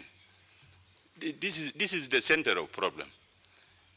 Otherwise, like now, we import from Japan cars and spare parts, and you know it takes us like 90 days to reach Juba. That car. What if we can import it from South Africa here? What is the problem? It will reach us like 21 days in Juba instead of 90 good days out of Africa. we lack advocacy. This is one of our problems, including this PAP. I was in Boulders. I was hiring a taxi, or we call it Hoover. That one doesn't know Pan-Africa Parliament. In Boulders here, they don't know Pan-Africa Parliament. I told him that I'm going to Pan-Africa Parliament. He doesn't know. Our media is so reluctant to the extent that South African themselves doesn't know Pan-Africa Parliament. Because I don't know those cameras, what are they doing? When I go and see SSBC, or they call it this channel, there is no Pan-Africa Parliament in that national TV. I thank you.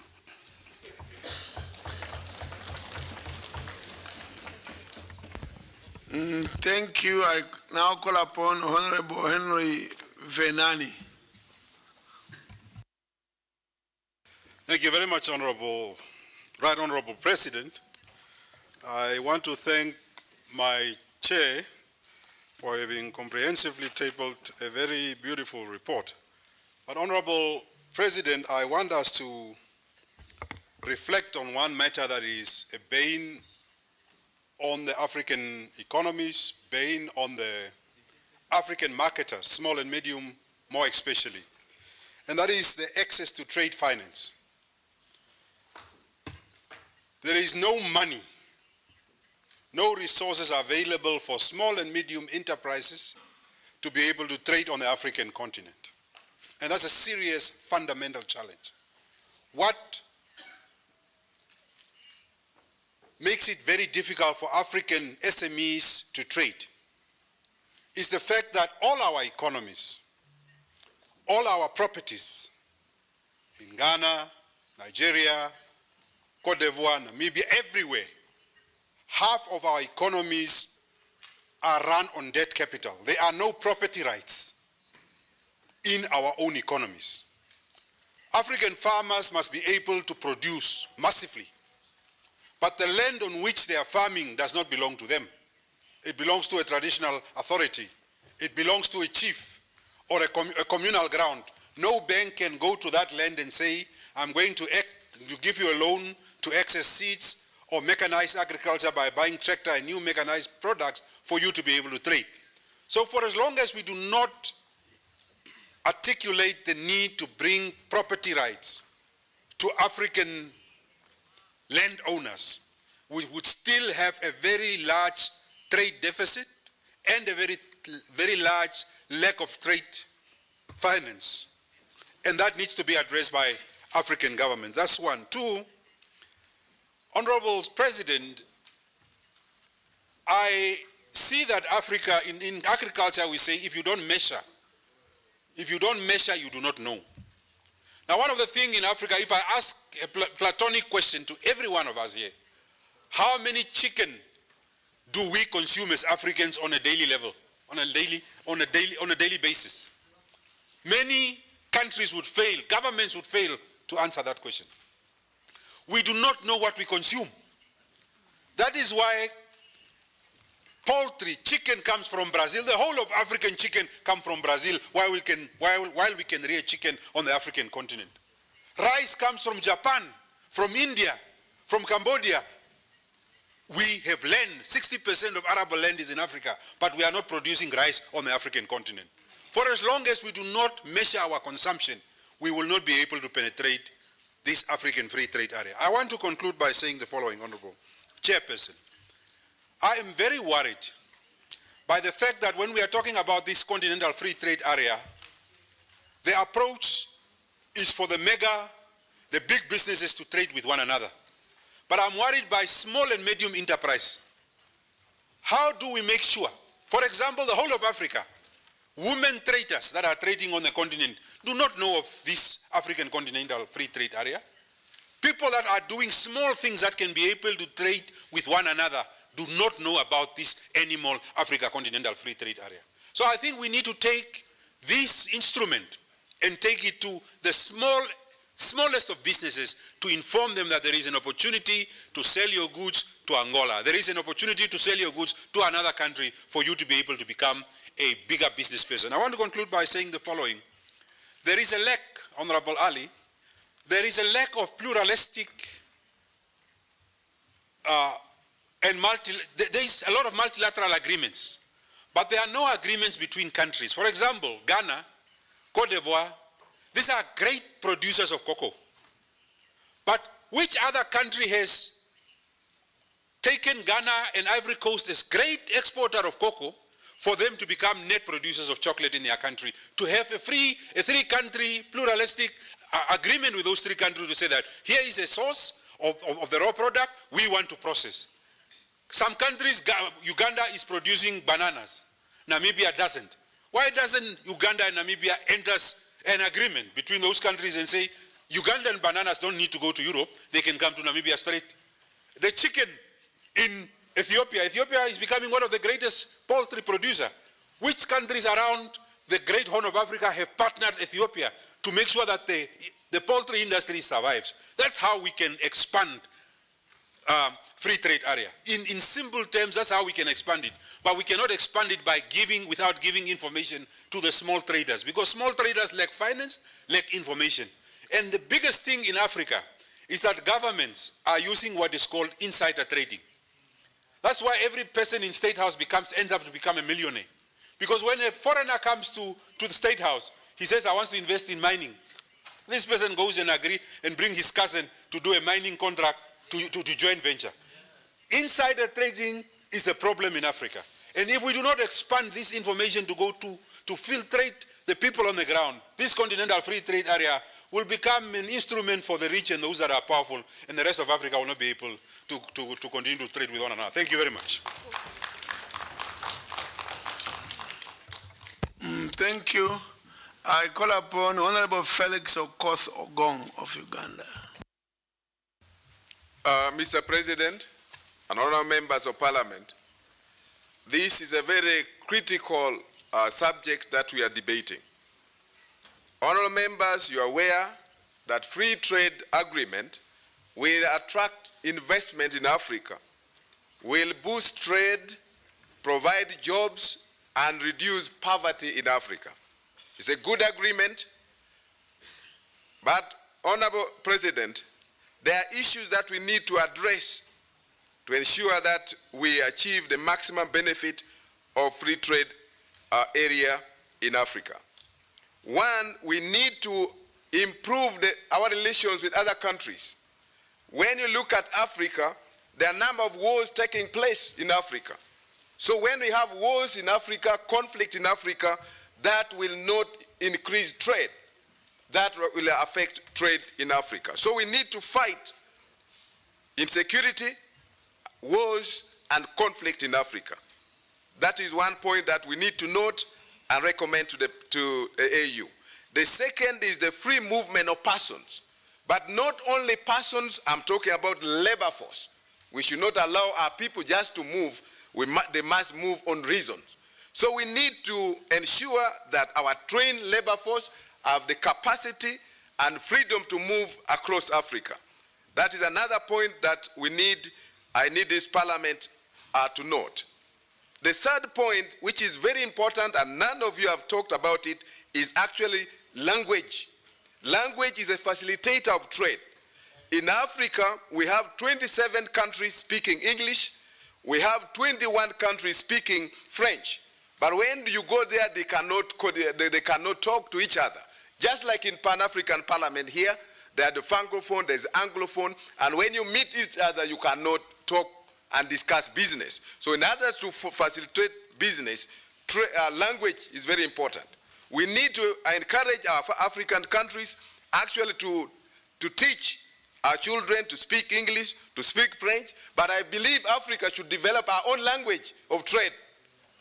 We should develop our own language whereby we can trade easily. We can also conspire against those people without them knowing what we are saying. So we need to develop our own language so that we can also conspire against those people. So we have, Mr. President, corruption is another point that we need to note. My friend Venani noted it, but he said about insider trading. But it should just be clear that there's a lot of corruption in Africa. And once there's corruption, that will also affect the volume of trade that we have in Africa. Poor infrastructure. Mr. President, when you want to move from here to other parts of Africa, you need to go to other countries. This has been mentioned, but we need to insist that we must open our air. We must open it generally. We must recommend to African Union that our air should be open.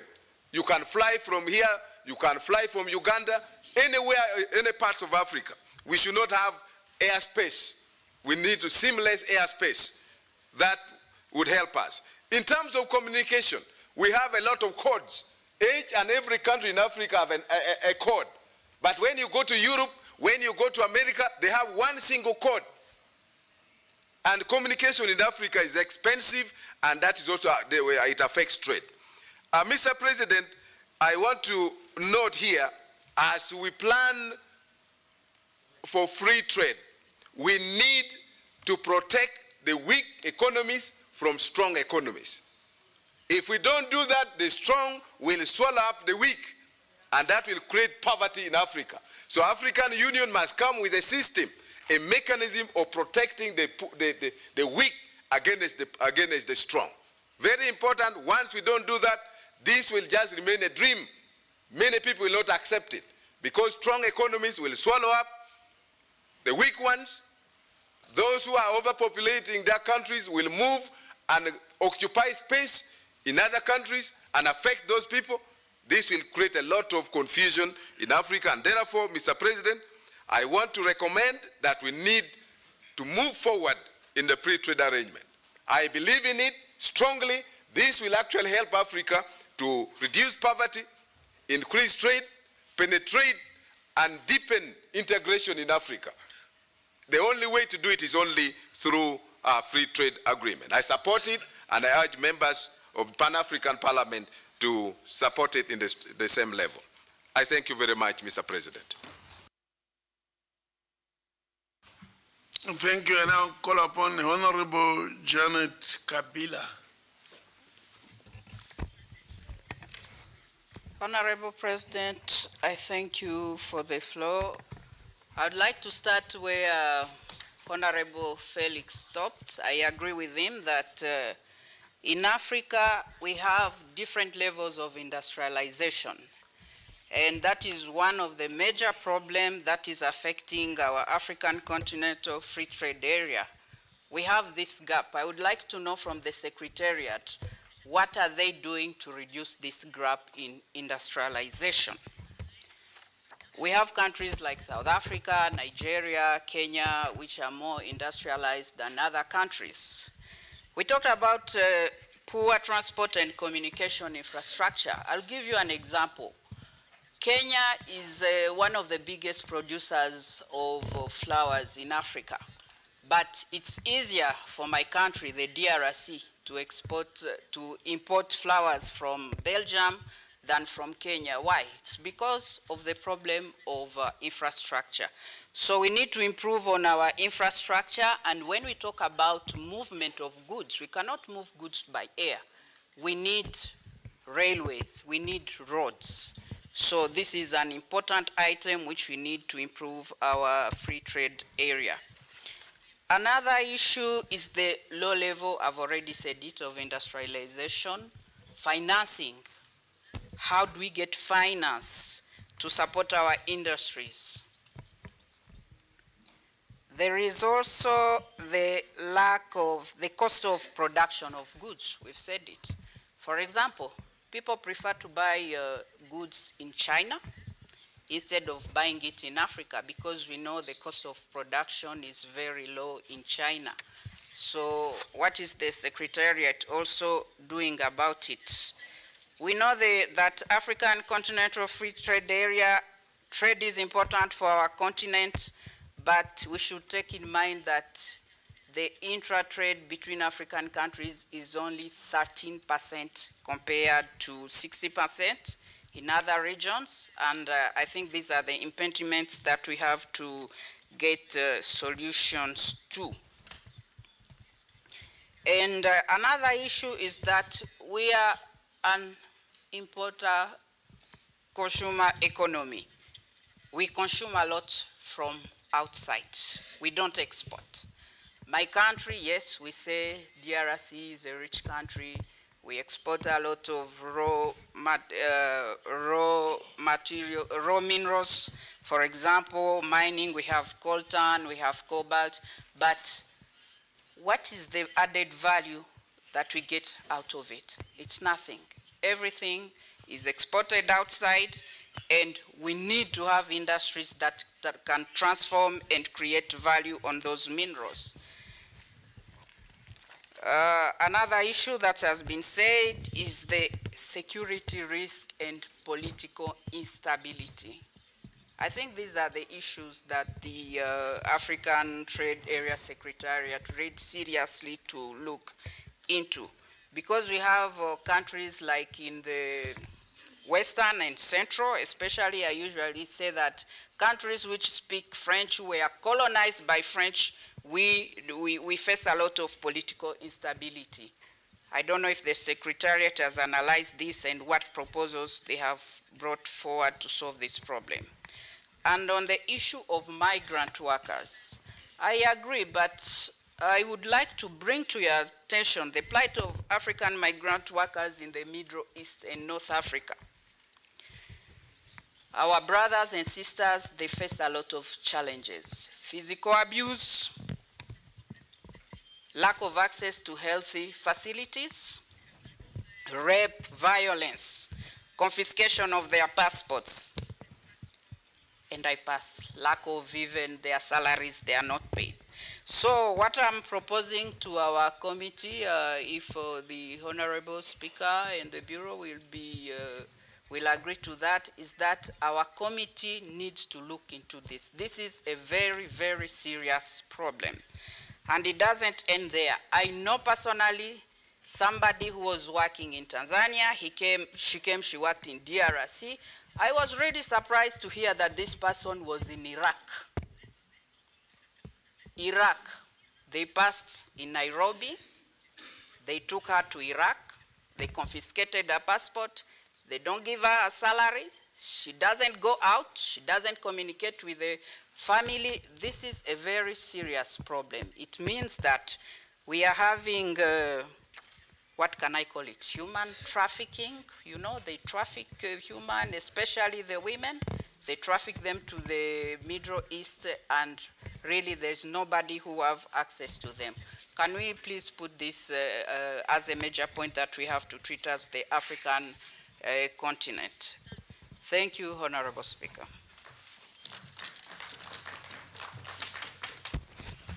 Honorable, thank you. I now call upon Honorable Auhaji Mbo.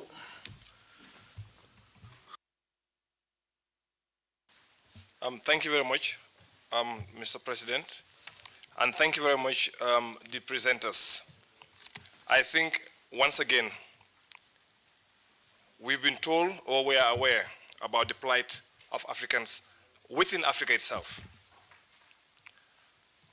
Honorable President, I think last week I did talk about the issues dealing with the importation of food in the continent and the issue relating to the health that we have, which could be a direct correlation with what we are importing into Africa. The presenters actually have done a very good job, and they've given us actually food for thought in terms of working together. Because the last time I also said that Africa at this point in time, we do not have an option, but we must work together to develop this continent. Mr. President, the Africa Continental Free Trade Area, I think is excellent. Very good idea. But I think us as Africans, we talk a lot. We need actions. Let's reduce the talking and be action-oriented. You know, most of the things we import, this is something that we can actually do in this continent. But we would rather make them here in agriculture and export them. And these things are actually reprocessed and bring back to Africa again. I give an example of my own country, where granules are actually exported, they're processed outside the Gambia, then bring back the oil into this country. And for the most part, they keep the best. So the oil that we have is of low quality.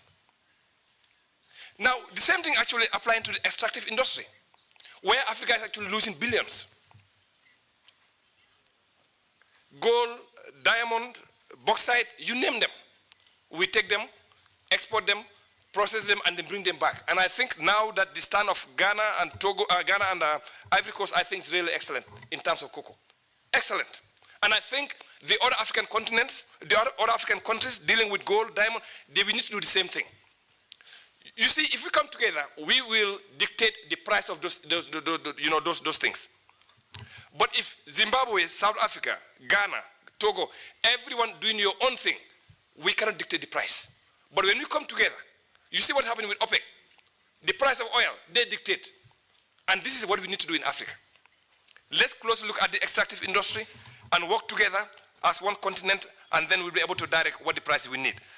I'm also happy that we are talking about a payment system. You know, as a former banker, and I think this is really one of the best things Africa actually is doing right now. You know, most of us, we carry Visa cards, MasterCards, American Express. Most of us, we do. In fact, we are using those cards in Africa to make money for somebody outside Africa. That's exactly what we are doing. When I swipe my card, Visa or MasterCard, whatever it is, every transaction, I'm making somebody richer outside Africa. That's exactly what we are doing. We need to wake up. The payment platform that the gentleman talked about, and I think this is the way forward. We need to do that. We need to have our own African banks. We need to have African banks that are able to finance our businessmen and women. We need to have African banks that are owned by Africans, like the EcoBank that I worked for before. But then you have banks that have been existing in Africa for over 100 years. What exactly are they doing for us? They make money in Africa and take that profits outside Africa. Let's wake up. So let's support these strategies by the AU, particularly the African Continental Free Trade Area and also the payment systems. If we are able to support the payment system and get it to work, I bet most of these international banks that are operating in Africa will pack up and go, because it's going to make it made in Africa. Honorable Speaker, I think the last one I would like to add is about the need for us to come up with our own African language. You know, we are talking about English, French, etc. But I think it's about time. We also have our own African language, whatever it is. And this would dictate business. Because if I leave Gambia right now and then go to Lesotho, I would need somebody to interpret for me. Because I can only communicate in English, nothing else. I go to Addis, same thing. So let's start to think about getting our own African language that we're going to teach in our schools. So in the next 10, 15 years or 20 years, then we will have a language that will be spoken in majority parts of Africa. On that note, I thank you, Honorable Speaker. Thank you, Honorable. I now call upon Honorable Yasindali, Russia, Central Africa.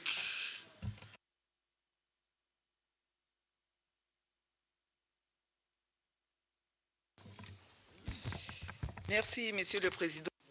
Mr. President, thank you. I'm so pleased with the interventions that I've heard so far. I believe that if we are successful with the AFCFTA that we are speaking of here, Africa will indeed be an emerging continent, because we have the Agenda 2063. I think we'll even arrive at the objectives before that date. However, the issues of free movement are still far in terms of achievement until we are able to change mentalities. Every country in Africa, I believe, often would want to protect their own territory. We've spoken here of something new, but what should we take account of now? Our region at this time, or our regions, are not yet free as far as carrying out trade activities, which we are discussing now. And this is due to corruption. Corruption is gaining ground everywhere. We are not able to arrive at free movement as yet. And how are we to address all of these challenges? Well, I believe that we ought to facilitate free movement and facilitate free trade. But the approaches that we are using are not assisting us in reaching free trade and free movement.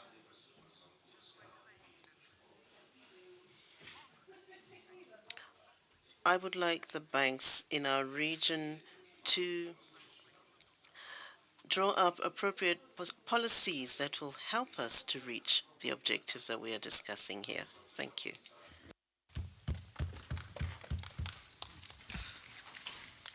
Thank you. I now call upon Honorable Miriam Chonya of Zambia. Thank you, Mr. President. I just wanted to start by reminding the House that on Thursday and Friday last week, we sat as women in this room talking to ourselves and considering the various challenges that we face as women to participate, whether in political affairs or economic affairs of this continent and on the globe, and indeed from our respective countries.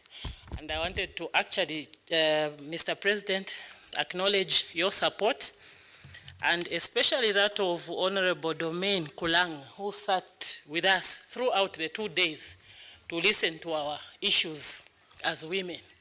And because we were talking to ourselves, I thought I should also bring in the gender dimension to this debate this morning as we are looking at the issues to do with the Continental Free Trade Area, and urge the House that even as we look at this, we need to engender the whole thing so that women are not left behind.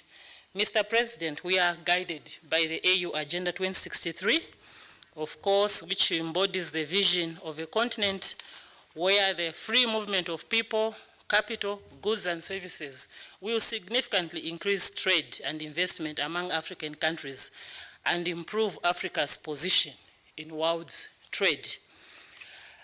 In doing so, Mr. President, and in referring to this statement, it is too general when we talk about the peoples, because we know that in this blanket reference of the peoples are the women who have remained behind when it comes to issues of economic empowerment, which is why we sat for 2 days looking at how the status of women can be, raised so that they become active participants and players, significant players in this whole discussion, about trade and indeed in all the other areas of human endeavor.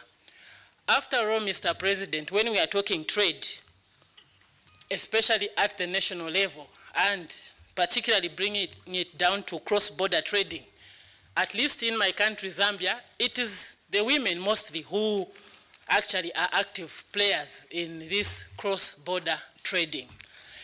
It is the women in Zambia today that we are encouraging to form cooperatives and start producing the chickens that were being referred to. The women are the ones that produce coffee, work on the coffee farms I know elsewhere. So how can they be part and parcel of this discussion so that indeed when we are saying that we've reached there as Africa and we are implementing this continental free trade area, the women indeed are also part and parcel of this process and that they are not left behind. This is the core, Mr. President, that I wanted to bring to the table so that constantly we are reminded about the important role that women play in the developmental agenda of this country and also rather of Africa as a whole. Thank you, Mr. Chairperson.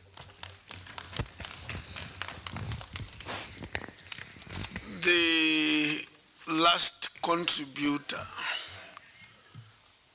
Honorable Professor Matole Mocheka, South Africa. Honorable President, I think we are hard, very hard on ourselves. The elements for taking us out of the crisis situation we are finding ourselves in have already been identified by the various aspects that we invited, the speakers, the committees. For instance, the Maputo Declaration says we should spend 10%, African member states should spend 10% of the budget on agriculture. The 2021 AU theme enjoins member states to use African arts, culture, and heritage as levers for building the Africa we want. These indigenous African resources are the basis of social or soft power. The ownership of land and natural resources, inclusive of communal land, are still unresolved. But there are positives that we can leverage now. For instance, the potential of the 350 intelligence middle class referred to Honorable Muntaka, the 60% arable land in Africa which can be utilized to prevent the import of 90% of our food from Asia. Our problem largely, Honorable President, is the imprisonment of the African mind by imperialism and colonialism. The Kenyan scholar and writer Ngugi wa Thiong'o has long called for the decolonization of the African mind. But if you ask which country has a program for the decolonization of the African mind, you may find that there is none. I submit, Honorable President, that the propagation of Pan-Africanism and the African cultural renaissance are the surest means for the decolonization of the African mind.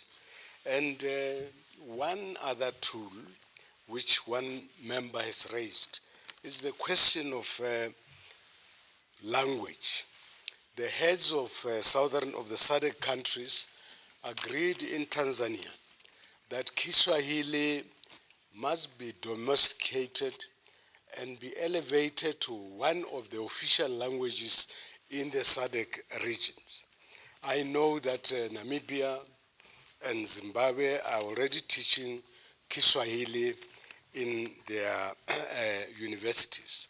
I think a strong call should be made to all member states of the SADC region and other regions in Africa to domesticate and elevate Kiswahili to one of the official language, and at the regional level and national level also elevate other languages, indigenous languages, to official languages.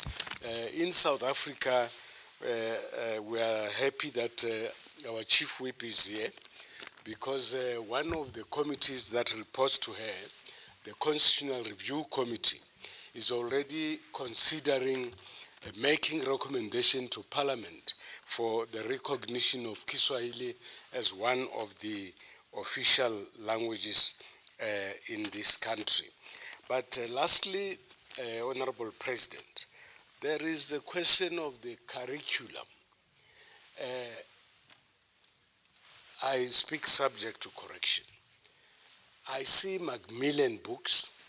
The books in Africa are written in England, are written in Holland, in Europe, from the Eurocentric point of view, which means that our children are still consuming what the former colonial powers want us to consume. And how can we decolonize the minds of our children if we ourselves don't write what our children should know. Actually, Africa has the best intellectuals, but these intellectuals are contributing to Europe and America and not to Africa. I want to suggest, therefore, in conclusion, Honorable President, that if we agree as this Parliament, we come up with a menu of the doables and then incorporate these doables in resolutions, so that, as one honorable member said, we should not be a talk shop.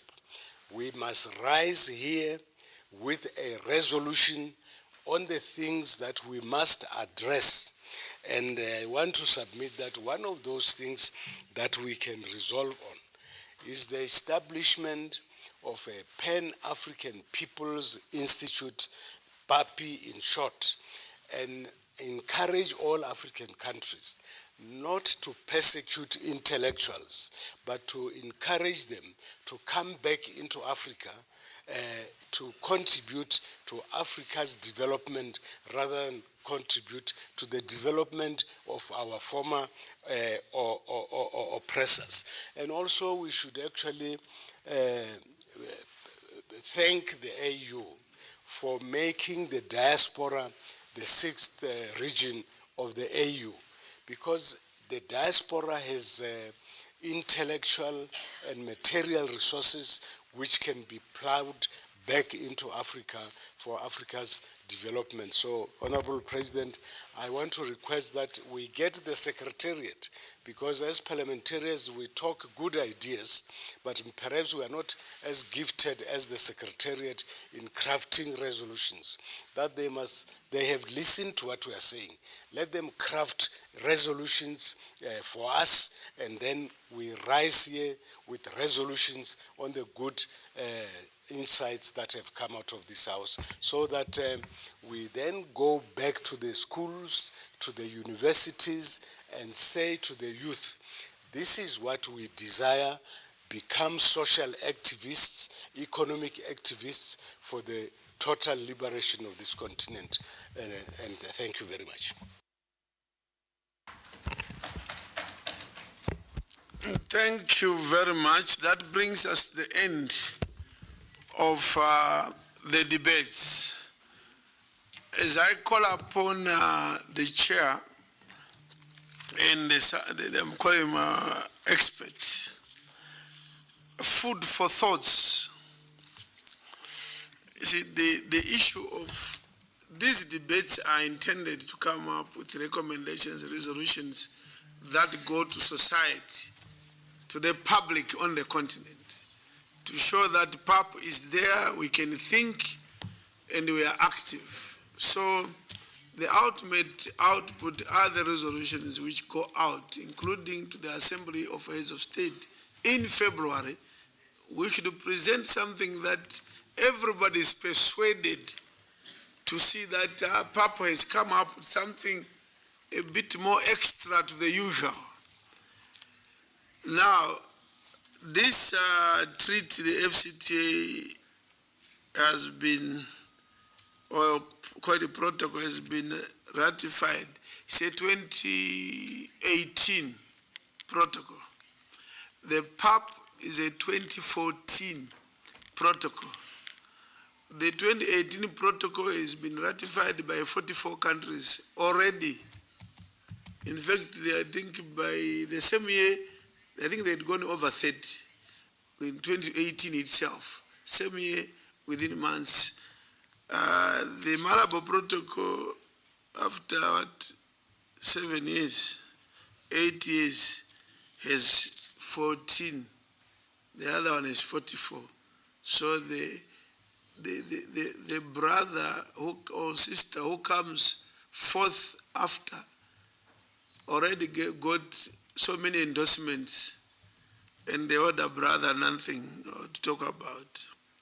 So as you respond now, especially the expert, the director,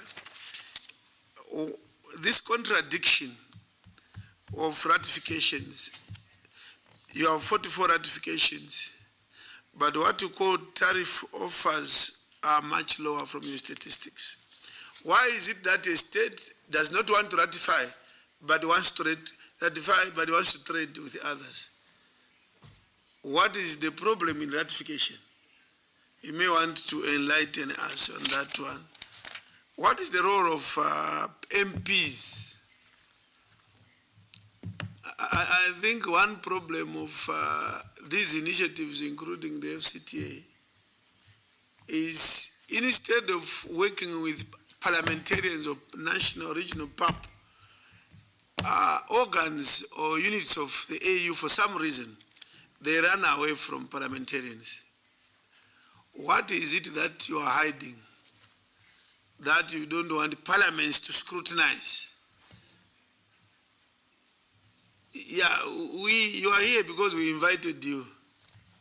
But we have never been approached by FCT and say, you are a parliament, would want to work together on this program, because there's no trade regimes require parliaments to be able to integrate in terms of how we play the game of trade.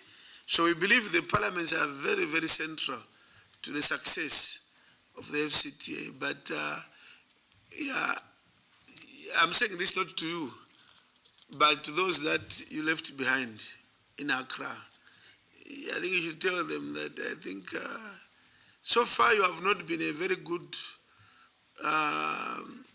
what you are called an organ.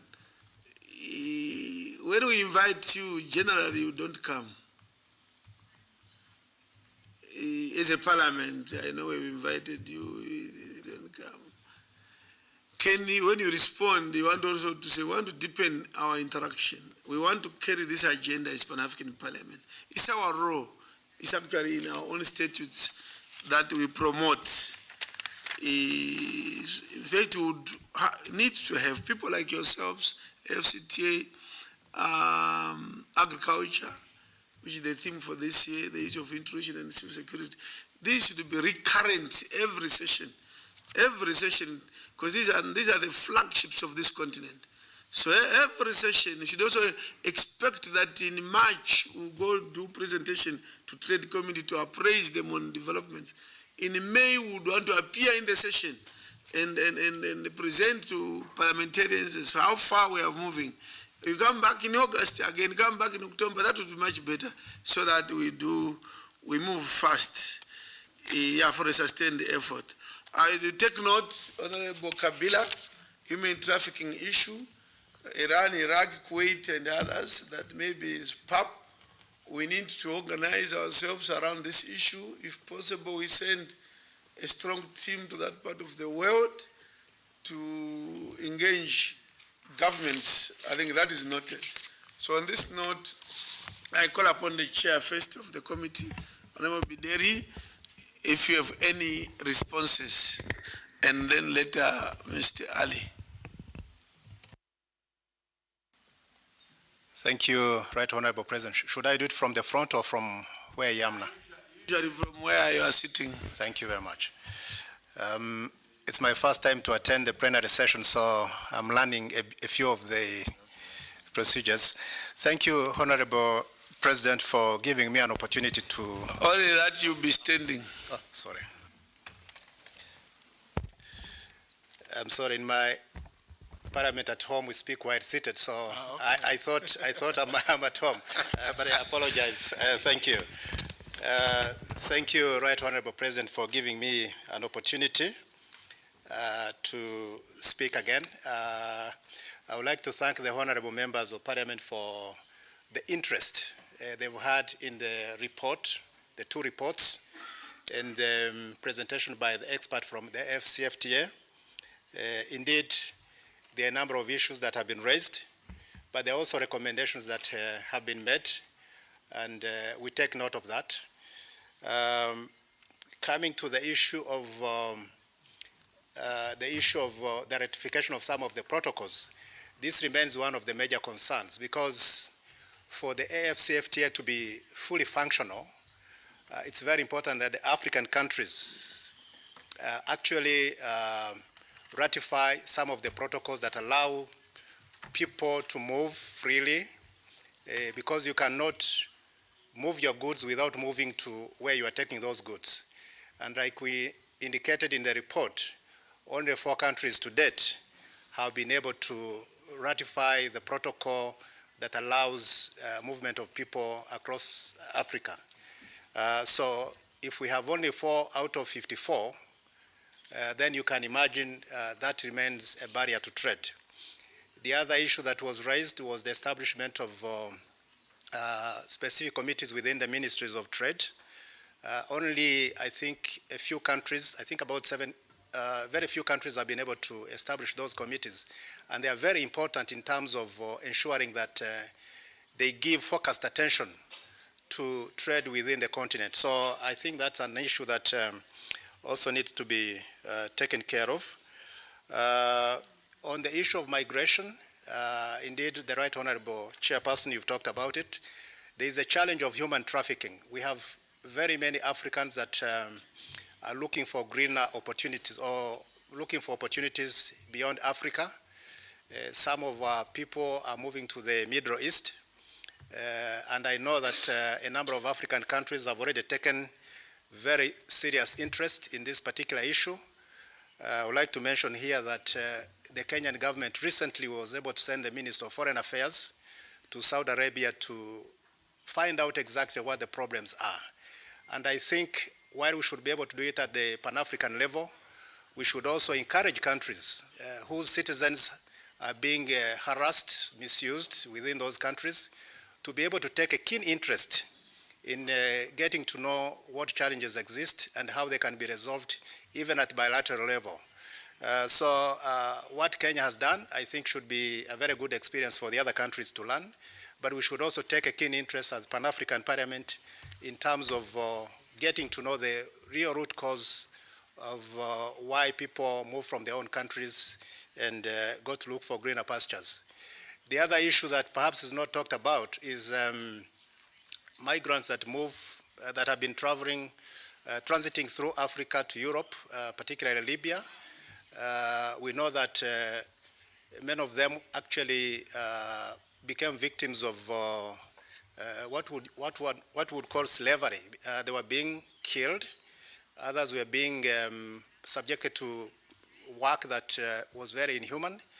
And I want to mention here that although there was a comment about whether the migration or whether the people that are heading to Europe and some of the African countries have been assisting in terms of finding a lasting solution to the problems as unworkable, but I would like to say that in the case of the migrants from Libya, over 1,286 actually came into Rwanda, and about 786 of those have been able to get asylum to third countries in Europe. But we should all be able to mention that once they get that kind of asylum, they are given a dignified treatment, which would not have been otherwise possible if they had to cross the Mediterranean Sea and drown in the sea. So really, I think it's very important for us to know exactly what challenges exist, but also find lasting solutions to some of these migration issues that affect our own people. Finally, Right Honorable Chairperson, there was an issue raised by a honorable member, I think, from Zambia, about the involvement of women in the inter-African trade. Some of the pilot projects that are going on now, and I will mention the one that I know best.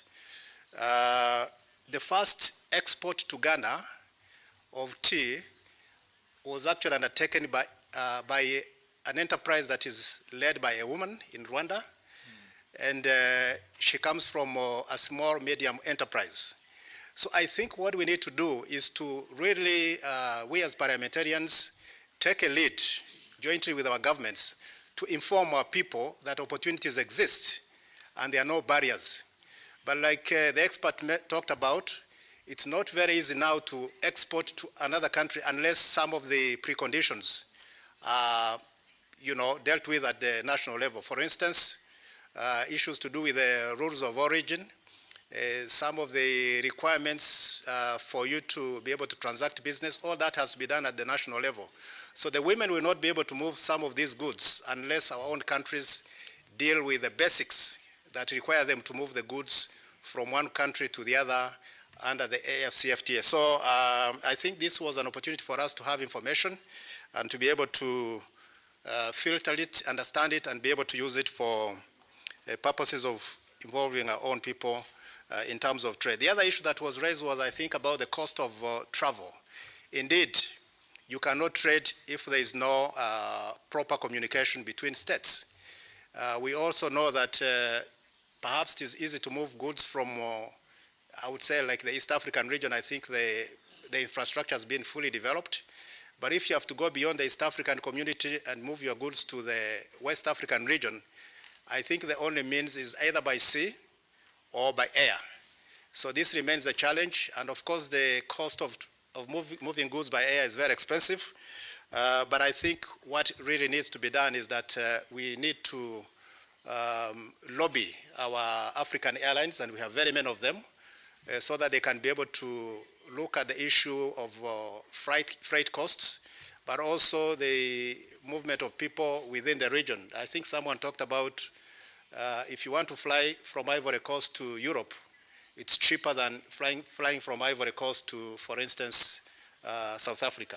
So I think these are some of the issues that exist, but I think they're also well known because I know that there are a lot of forums that bring together some of these airline companies, but we need to get engaged as African parliamentarians so that we know the real issues and be able to lobby our own countries so as to find a lasting solution. So, Right Honorable Chairperson, I don't want to comment on many issues, but some of the recommendations that have been made, we'll take note of them, and then we should be able to ensure that there is a follow-up to ensure that what we talk about here does not remain on paper, rather it's put into action. And I wish to submit. Thank you, Right Honorable Chairperson. Well, thank you, Honorable Bideri. I now invite Mr. Muhammad Ali, again the Director of Trade in Goods and Competition at the Secretariat of the FCTA, to respond. Honorable Chairperson, thank you so much for giving me the opportunity once more to address the Parliament and honorable members of the Parliament. I want to confirm and commit our readiness at the AFCFTA Secretariat at any time to respond to the invitation or any requests from the Pan-African Parliament. The Pan-African Parliament is a key stakeholder for us as the AFCFTA Secretariat. We are a young organization within the African Union that is autonomous from the EUC, from the Commission. So we are established, I think now it is almost 2 years or less than 2 years.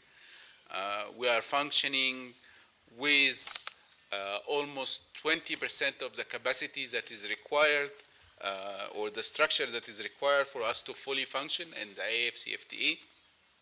And the expectation from the AFCFTA in the first 2 years is high. So we are doing our best to activate trade, finalize phase 2 protocols, and have different initiatives to implement the AFCFTA. But as I said, we are fully committed, and I think last time I was here 2 months ago, we committed even to host or to co-organize a meeting of the Committee of Trade in Accra, together with the AFCFTA Secretariat, and we committed also to bring more of our colleagues to address any technical issues that may be required. So that is the first point I wanted to make, Honorable Chairperson. Second thing, I want to say I have taken so many notes, and I'm really encouraged by the level of support, the level of interest shown on for the AFCFTA, because it is a project for all of us in Africa, whether you are a big economy or a small economy. If you believe in the Pan-Africanism and the creation of single market for Africa, the AFCFTA is for one of us. Our neighbors in the north, the European Union, it took them 70 years to reach the state of unity, the state of creation of the European Union as we know now. 70 years from the start of them started to work toward integration. I can say that we are moving in an even faster pace. However, I want to emphasize on one thing, Honorable Chairperson and Honorable Members, that the success of the AFCFTA does not require any preconditions. The success of AFCFTA only will be done if we start with what we have. In the AFCFTA Secretariat, and I will speak about ourselves, we stopped thinking about our problems in Africa.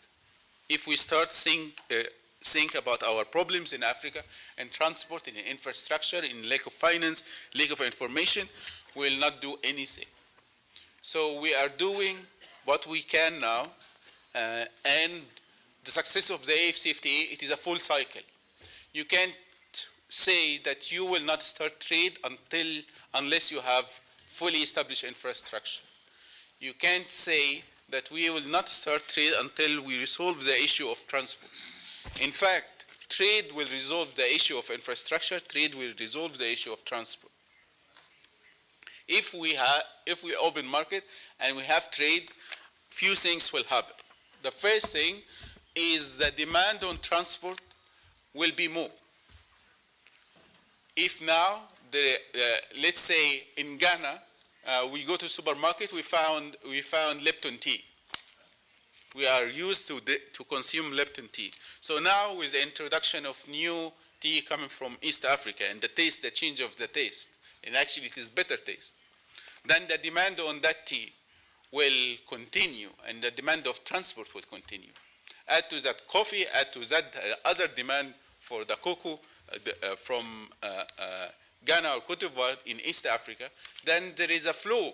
There is a need for transport, new transport model to emerge. That does not require huge investment. Actually, the big companies that is managing the trade trends, once they see increasing demand, that channel will be created. What open market also based on the AFCFTA rules will create investment. Because let's speak automotive, for example. If we open the market in automotive, now the producer in Japan, the producer in Korea, they will find it is more profitable for them to have manufacturing plant in Africa, and manufacture in Africa and benefit from the AFCFTA, which will mean more job creation, more products happening, more value added happening in Africa. In our strategy, in our automotive strategy, we are introducing what we call continental procurement mechanism to avoid a situation where only South Africa, Egypt, Morocco, and the big car manufacturer benefit from the AFCFTA. No, we have continental procurement mechanism where there is a manufacturer in Morocco want to produce tires or produce glass, the material or leather, the material required for the production can be sourced within Africa. So having tools connected together is the only way to success the AFCFTA, Honorable President. As we speak now, I just learned about news that Rwanda just issued a special free tariff for the AFCFTA. In Ghana we have office for the AFCFTA to answer all the questions for the AFCFTA and to facilitate the business, the work of the business sector for the AFCFTA. Such initiatives is what will make difference. The AFCFTA Secretariat in Accra, in Ghana, cannot be the only organizations that drive the agenda of the AFCFTA, which will bring me to one of the most important points that has been raised here. The need for a committee on AFCFTA on the government level, and the need for a committee on the AFCFTA on the parliaments. Because unless you have a committee that speak AFCFTA, that regulate AFCFTA, that put policies for the AFCFTA in the parliament, the committee of the government will not be as efficient. Together with introducing the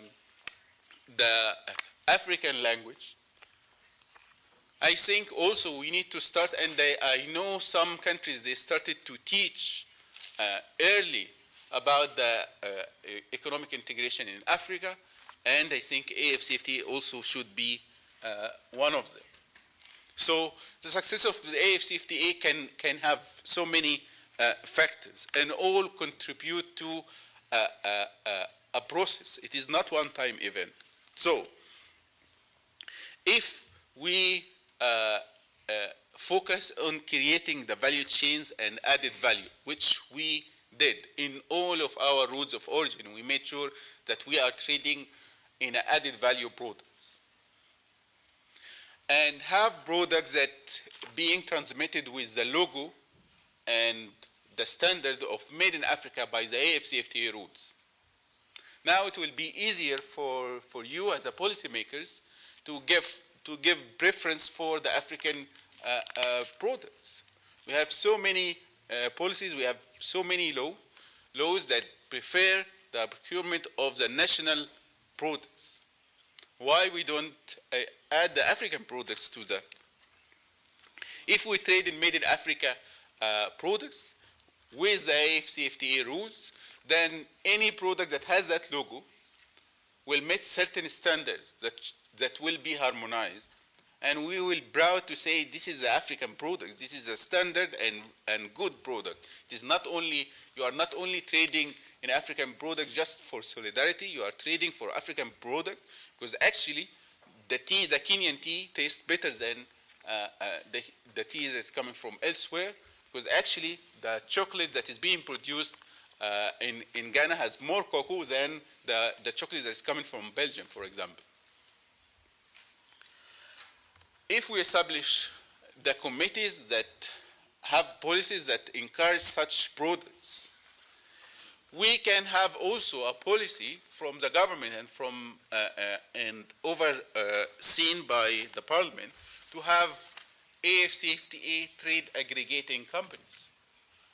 And that is one of the lessons that we are taking forward to our heads of states and government from the Guided Trade Initiative. What I mean by AFCFTA trade aggregating companies, if each country or each region have an AFCFTA trading company, that AFCFTA aggregating company collect the products from the small and medium enterprise and collect the products from the farmers.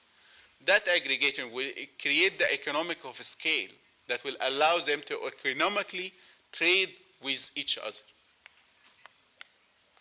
That is an approach that has been used before by Turkey, but has been used before by the US, by Korea, by so many countries. But now, it is the time to apply that model according to our need to trade among ourselves to overcome the issue of transport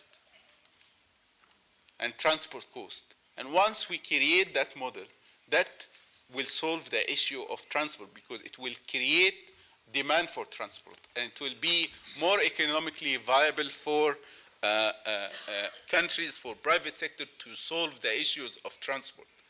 Because if we wait until we solve all the infrastructure issues, all transport issue, we will never develop. The other benefit to have AFCFTA committee on a parliament level, the Pan-African payment system, and it is a game changer. And I want to say, our colleagues in the Pan-African payment system, they told us that SWIFT, the system of SWIFT, reached out to them and they offered them cooperation and they wanted to cooperate with them. In the AFCFTA Secretariat, we told them, if you accept or if you sit down with SWIFT, we did anything with SWIFT, that means that everything we planned for is gone. So the Pan-African payment system is done. The support behind the system, there is big African organization with the Afro-Exim Bank, and still between the central banks and some details in the implementation, but pushing that agenda forward is crucial. The first payment has been already done between Nigeria and Ghana. The first payment already has been done between Nigeria and Ghana. So the system is there, the foundation is there, everything about the system is there. It is just a commitment. Some central banks, and I will be frank, they are afraid about their means and access for the foreign reserves. But in the grand scheme of things, the less demand for your imports for US dollar or euro, that means your reserve will be in better position. If you are giving your importer, the reason we have currency crisis now is we import many things from outside. And for all these imports, our importers, they need to find US dollar or euro. And that would put pressure on us. If you tell them, if you will bring the same product from Africa, you will pay in your local currency. What that will mean? That will create trade diversion. We will divert the trade trends. We will save currency, and we will achieve development. Because when I get the product from my neighbor African country, that means their economy will be better. That means my export will have a better market. So it is a cycle, Honorable President. So PAPs is another way or another key for us to push forward. And again, I want to remind that we are a secretariat. We are AFCFTA secretariat. We don't push, we don't put policies. We facilitate the policy. We facilitate the tools. But the enforcement, it is the enforcement of the state parties. We can demonstrate the benefit of the system, but we cannot enforce the system. Another key for success is the information portals and the access for information, and that is the issue that we are working on. African Trade Observatory, as the distinguished honorable member from Mauritius mentioned, we are working on that.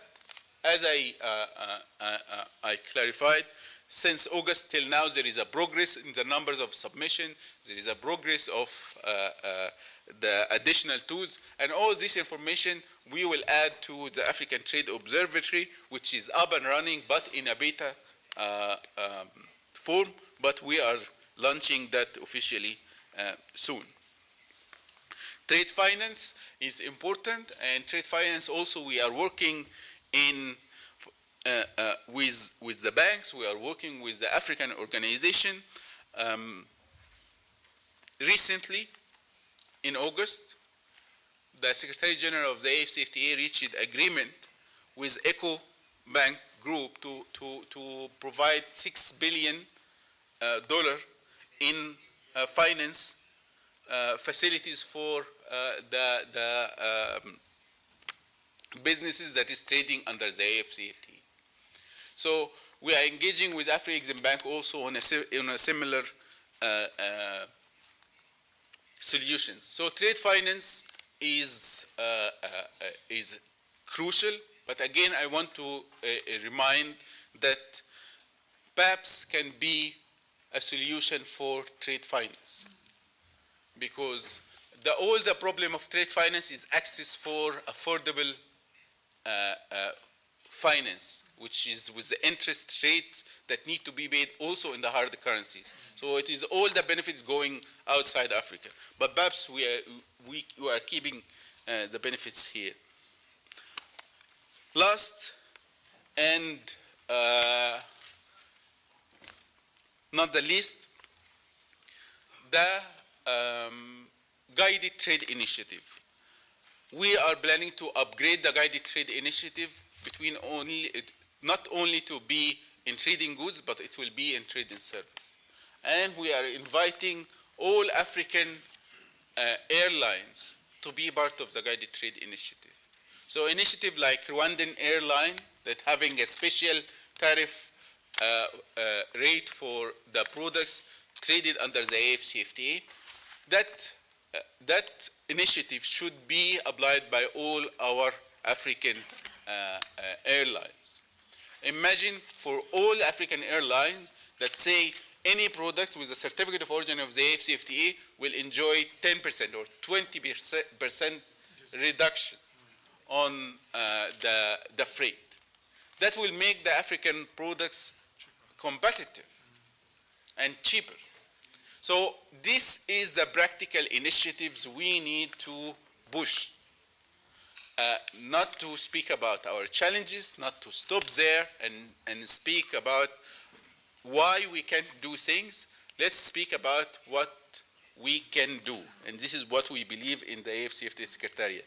Finally, and I'm sorry, I know I said least, but finally, the most important thing before I conclude, I said in the presentations that we are having a protocol, dedicated protocol on women and trade, women and youth in trade, that we are aiming to finalize by June or July 2023. So that is open invitation from our side as the AFCFTA Secretariat for the Pan-African Parliament to engage with us and be part of the development of that protocol. And we are inviting the concerned members of the Pan-African Parliament to be part of the negotiation of the protocol on women and youth on trade. With that, Honorable President, I submit and I thank you. Thank you very much. Thank you for the invitation to be part of whatever you are saying is going to happen next year. And I think if it was possible, we should have a link where as PAP, we also follow developments on this FCTA. It's very, very important. I think we should discuss this after this meeting. How can we be part of your communication platform so that we don't only meet at session and lose out a lot for 3-4 months without knowing what is happening. The more we are informed, the better also we move with that agenda. I think having come to the end of the presentations by Honorable Bideri, at this stage, we should now move for the adoption of the reports. We need a mover and a seconder for adoption.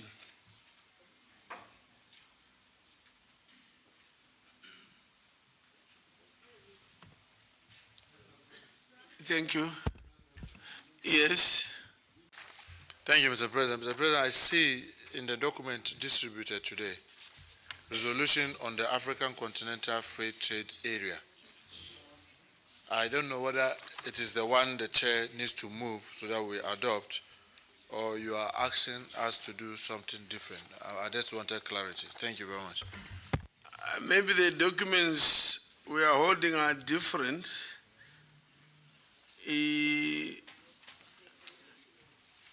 When the president, of course, the chair of the committee presented, we believe that he is already finalized and called for adoption, but we can call upon him again if he did not do that in his document. Honorable Bideri, you then move for adoption, although on my paper it says we should proceed. Thank you, Honorable President of the Pan-African Parliament. I wish to request for the adoption of the two reports. Thank you. I see two hands, loud and clear. Honorable Havel. Thank you, Mr. President. Motion seconded. Thank you. That is done. Yes.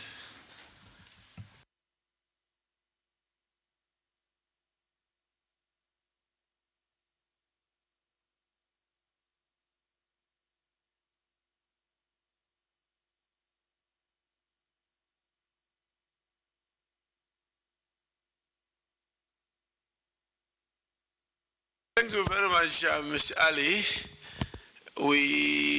This is your parliament. We look forward to more appearances from the FCTA. Thank you. You are free to leave.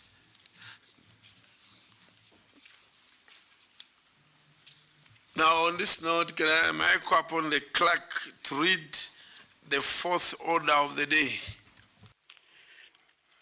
Monsieur le Président, le programme. Honorable Chair, the program suggests that we have a discussion on the model law on cooperatives and recommendation resolutions on the following item.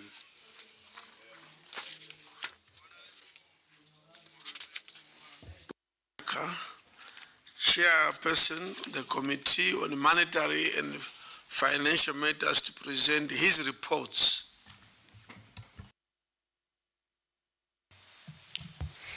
Thank you, Mr. President. Mr. President, looking at the order paper for today, it shows that the Committee on Monetary and Financial Affairs has three presentations to make. One is on the model law on cooperatives. The second one is model law on factoring in Africa. And the third one is the report of the Committee on Monetary and Financial Affairs on the Pan-African Parliament budget for financial year 2023. Mr. President, I want to seek your indulgence, if I will be permitted, to present all the three, so that it makes it easier for contributions, if you don't mind. Unless if you insist I should do them one after the other, then I'll be obliged to take them one after the other. So I'll take one, go sit down, get contributions, then we'll move on. But if you permit me, I suggest that if I can present all the three, the members take notes and contribute on all the three.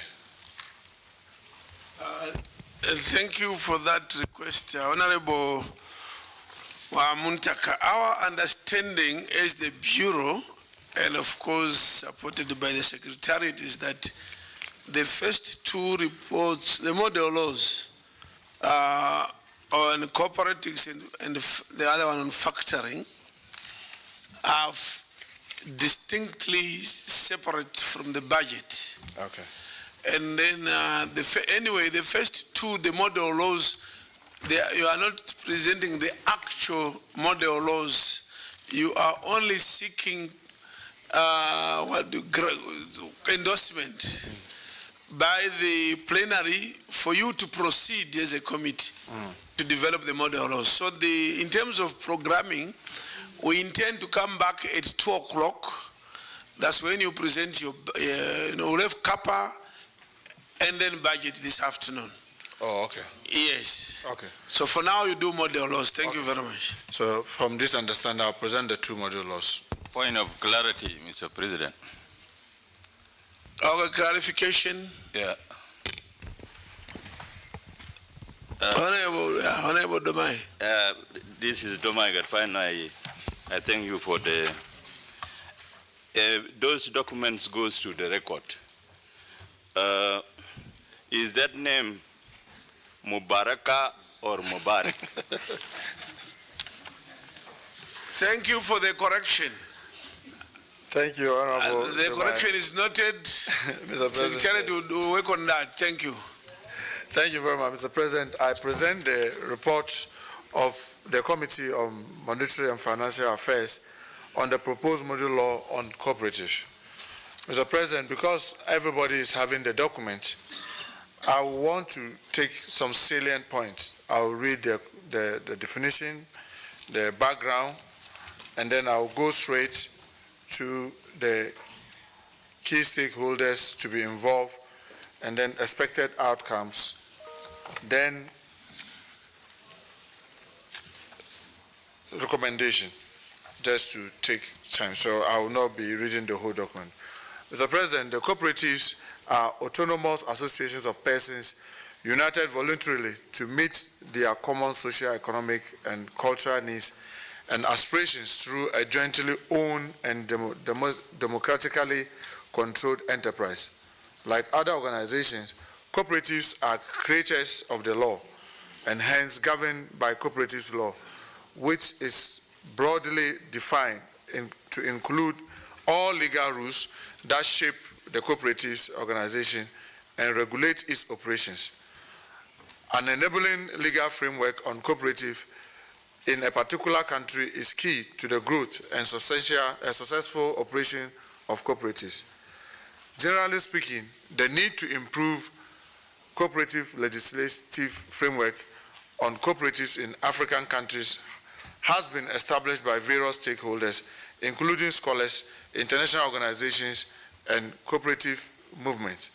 One of the ways of improving legal frameworks on cooperative is adoption of supranational guidelines in the form of a model law. Mr. President, the African Union is practicing of adopting model laws provides an opportunity for collecting and harmonizing best practices and required minimum standard with respect to areas of interest to African continent. Under this arrangement, a number of model laws on various policy areas have been adopted with the aim of providing guidance to African states in adopting and reforming laws and policies directly or even indirectly related to subjects in question. The African Union has adopted several model laws, including the African Union Model Law on Biosafety in Technology, the African Union Model Law on the rights of local communities, farmers, breeders, and access, and the Model Law of Access to Information for Africa, and Model Law on Access to Information for Africa. It is proposed that a model law on cooperative societies be added to this list. Mr. President, the consultative process will be followed in developing the model law. A number of institutions will be involved, including the Moshi Cooperative University in Tanzania, the Cooperative University in Kenya, the other scientific organizations dealing with cooperative law, the International Cooperative Alliance Cooperative Law Committee, the International Cooperative Alliance, Africa Cooperative Law Committee, and the Cooperative University of Kenya. Opinions will also be sorted from selected experts in the field of cooperative. Once the initial draft is adopted on first reading, further regional consultations will be conducted to ensure that the draft law is informed by additional inputs from concerned stakeholders who did not take part in the initial consultations.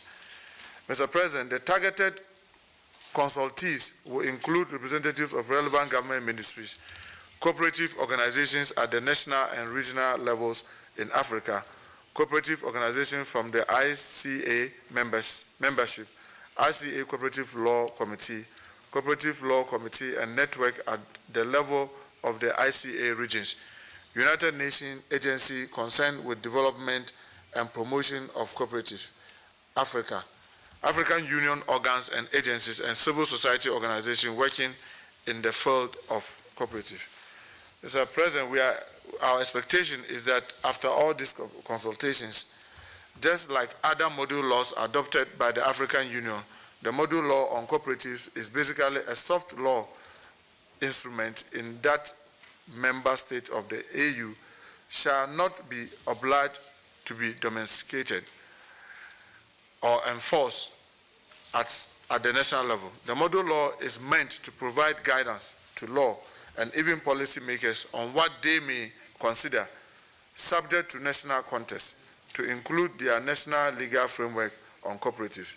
The adoption of the model law by the AU is expected to involve the following process: elevation of the cooperative agenda to the key African Union organs and platform, structured collaboration between the African Union and the International Cooperative Alliance, structured engagement between the AU and the United Nations on the matter concerning cooperative, further integration of cooperative issues into AU socio-economic programs, scholarly research and publications which will contribute to popularizing the model law, translation of the model law into vernacular languages and elaborations of laypersons' guidance which will enhance its implementation.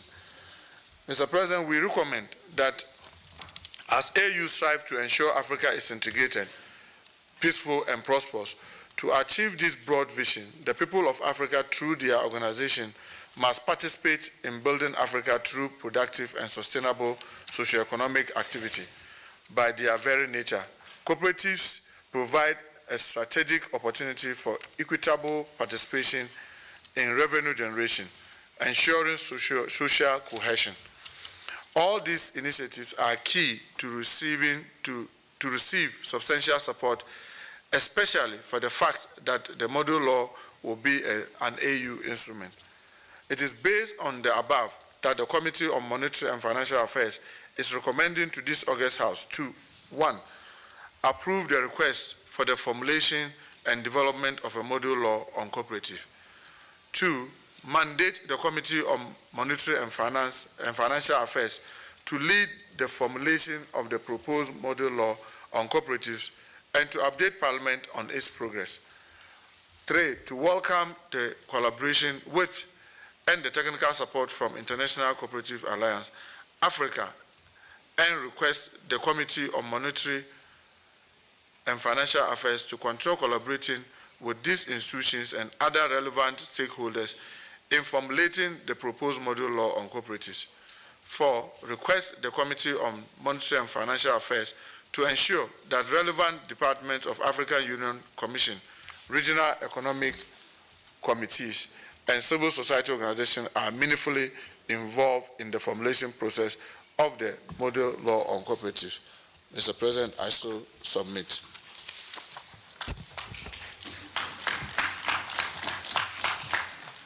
Mr. President, like you rightly said, since I have the proposed model law for the report on the model law on factoring, if I could just present that since they are all model laws, so that we could look at them together. Proceed. Thank you, Mr. President.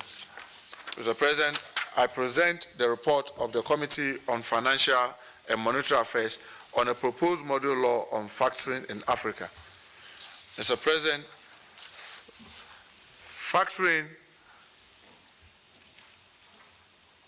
as defined by the United Nations Conventions in 1988, defines factoring as an arrangement where the seller assigns to the factor receivables arising from contract of sales of goods or services, and the factor provides at least 2 of the following services. 1, finance to the seller, working capital finance. 2, maintenance of accounts relating to the receivables, that account receivable bookkeeping. 3, collection from the buyer that's collection services, and 4, protection against default in payment by buyer, that's credit risk protection against buyer payment default. Factoring can be domestic, that's seller, buyer, and the factor are within the same country, or international, where the seller and the export factor are in different countries from that of the buyer and the import factor. This is also called two-factor system or cross-border factoring. Mr. President, like I said, I'm not going to read all the details because we all have the document. What I will do is that I will go straight to trade, where use of factoring to address African trade financing gap.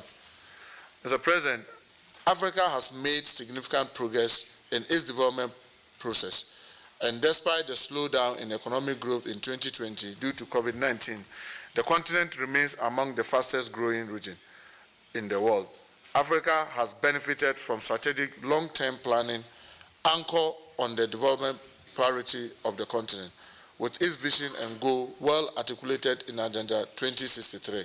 However, in the absence of finance, implementation of these plans and the strategies embedded in Agenda 2063 will not happen. Mr. President, the benefits of trying to this factory, as the Afrexim Bank is also helping us to develop this model law on factoring to the African state. Factoring as a funding option remains largely underutilized in Africa, despite its potential to assist African small and medium-scale enterprises and support their participation as indirect exporters in supply chain or suppliers to larger businesses. The African continent is a relatively small player in the global factoring market. Africa's share of 0.84% in the global factoring market of circa euro about almost 3 trillion a year in 2019 is extremely low, with Europe leading with a market share of about 67.7%, Asia 23.5%, South America 4.5%, North America 2.9%, and North America 2.9%. The use of factoring in the African continent is low due to various challenges, including the lack of comprehensive, facilitative, legal, and regulatory framework governing factoring transactions in Africa, as well as lack of awareness on the continent about the product. So, Mr. President, the rationale for the Continental Model Law on Factoring. A Continental Model Law on Factoring is timely and should be promoted because of a number of reasons. First, factoring offers significant benefit compared to other means of financing. Unlike other means of financing trade, factoring has significant benefit for small and medium-scale enterprises, clearly outweighing the associated risk. Second, factoring offers an alternative source of financing for African businesses to increase intra-African trade under the AFTA, something that we've discussed the whole of this morning. While domestic factoring is still important, international factoring will allow African businesses to increase intra-African trade by capturing niche markets in other African countries through the development of a network of import and export factors to facilitate trade financing. Mr. President, we are making the following recommendation for adoption by the House. Based on the above report, this House is invited to consider this report and resolve as follows. Approve the request for the formulation and development of a model law on factoring.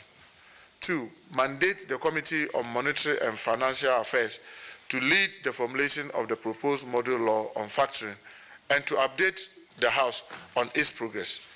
3, to welcome the collaboration with and technical support from the Afrexim Bank and request the Committee on Monetary and Financial Affairs to continue collaborating with these institutions and other relevant stakeholders in formulating the proposed draft model law on factoring.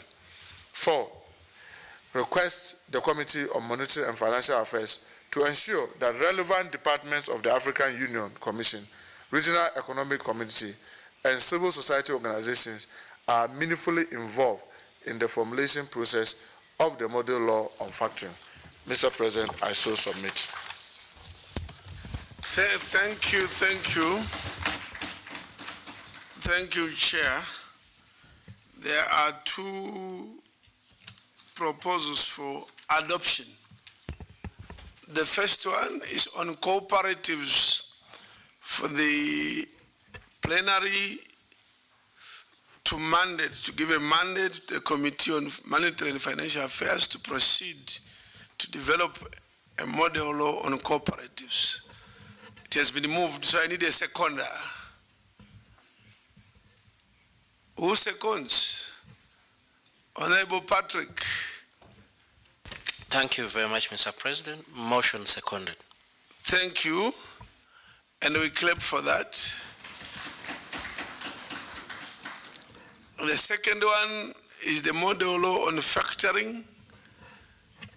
Again, it's being proposed that we mandate the Committee on Monetary Affairs and Finance to develop a model law. The committee chair has moved for the adoption. So, seconder, Honorable Pemima Jodina. Thank you very much, Honorable President and Honorable Members. I hereby move for the adoption of this report or second the mover. Thank you. Thank you very much. On this note, having transacted such good business this morning, it is just after 12:30. We break for lunch. We come back at 2 p.m. prompt. 2 p.m. we'll be back in the chamber. Thank you.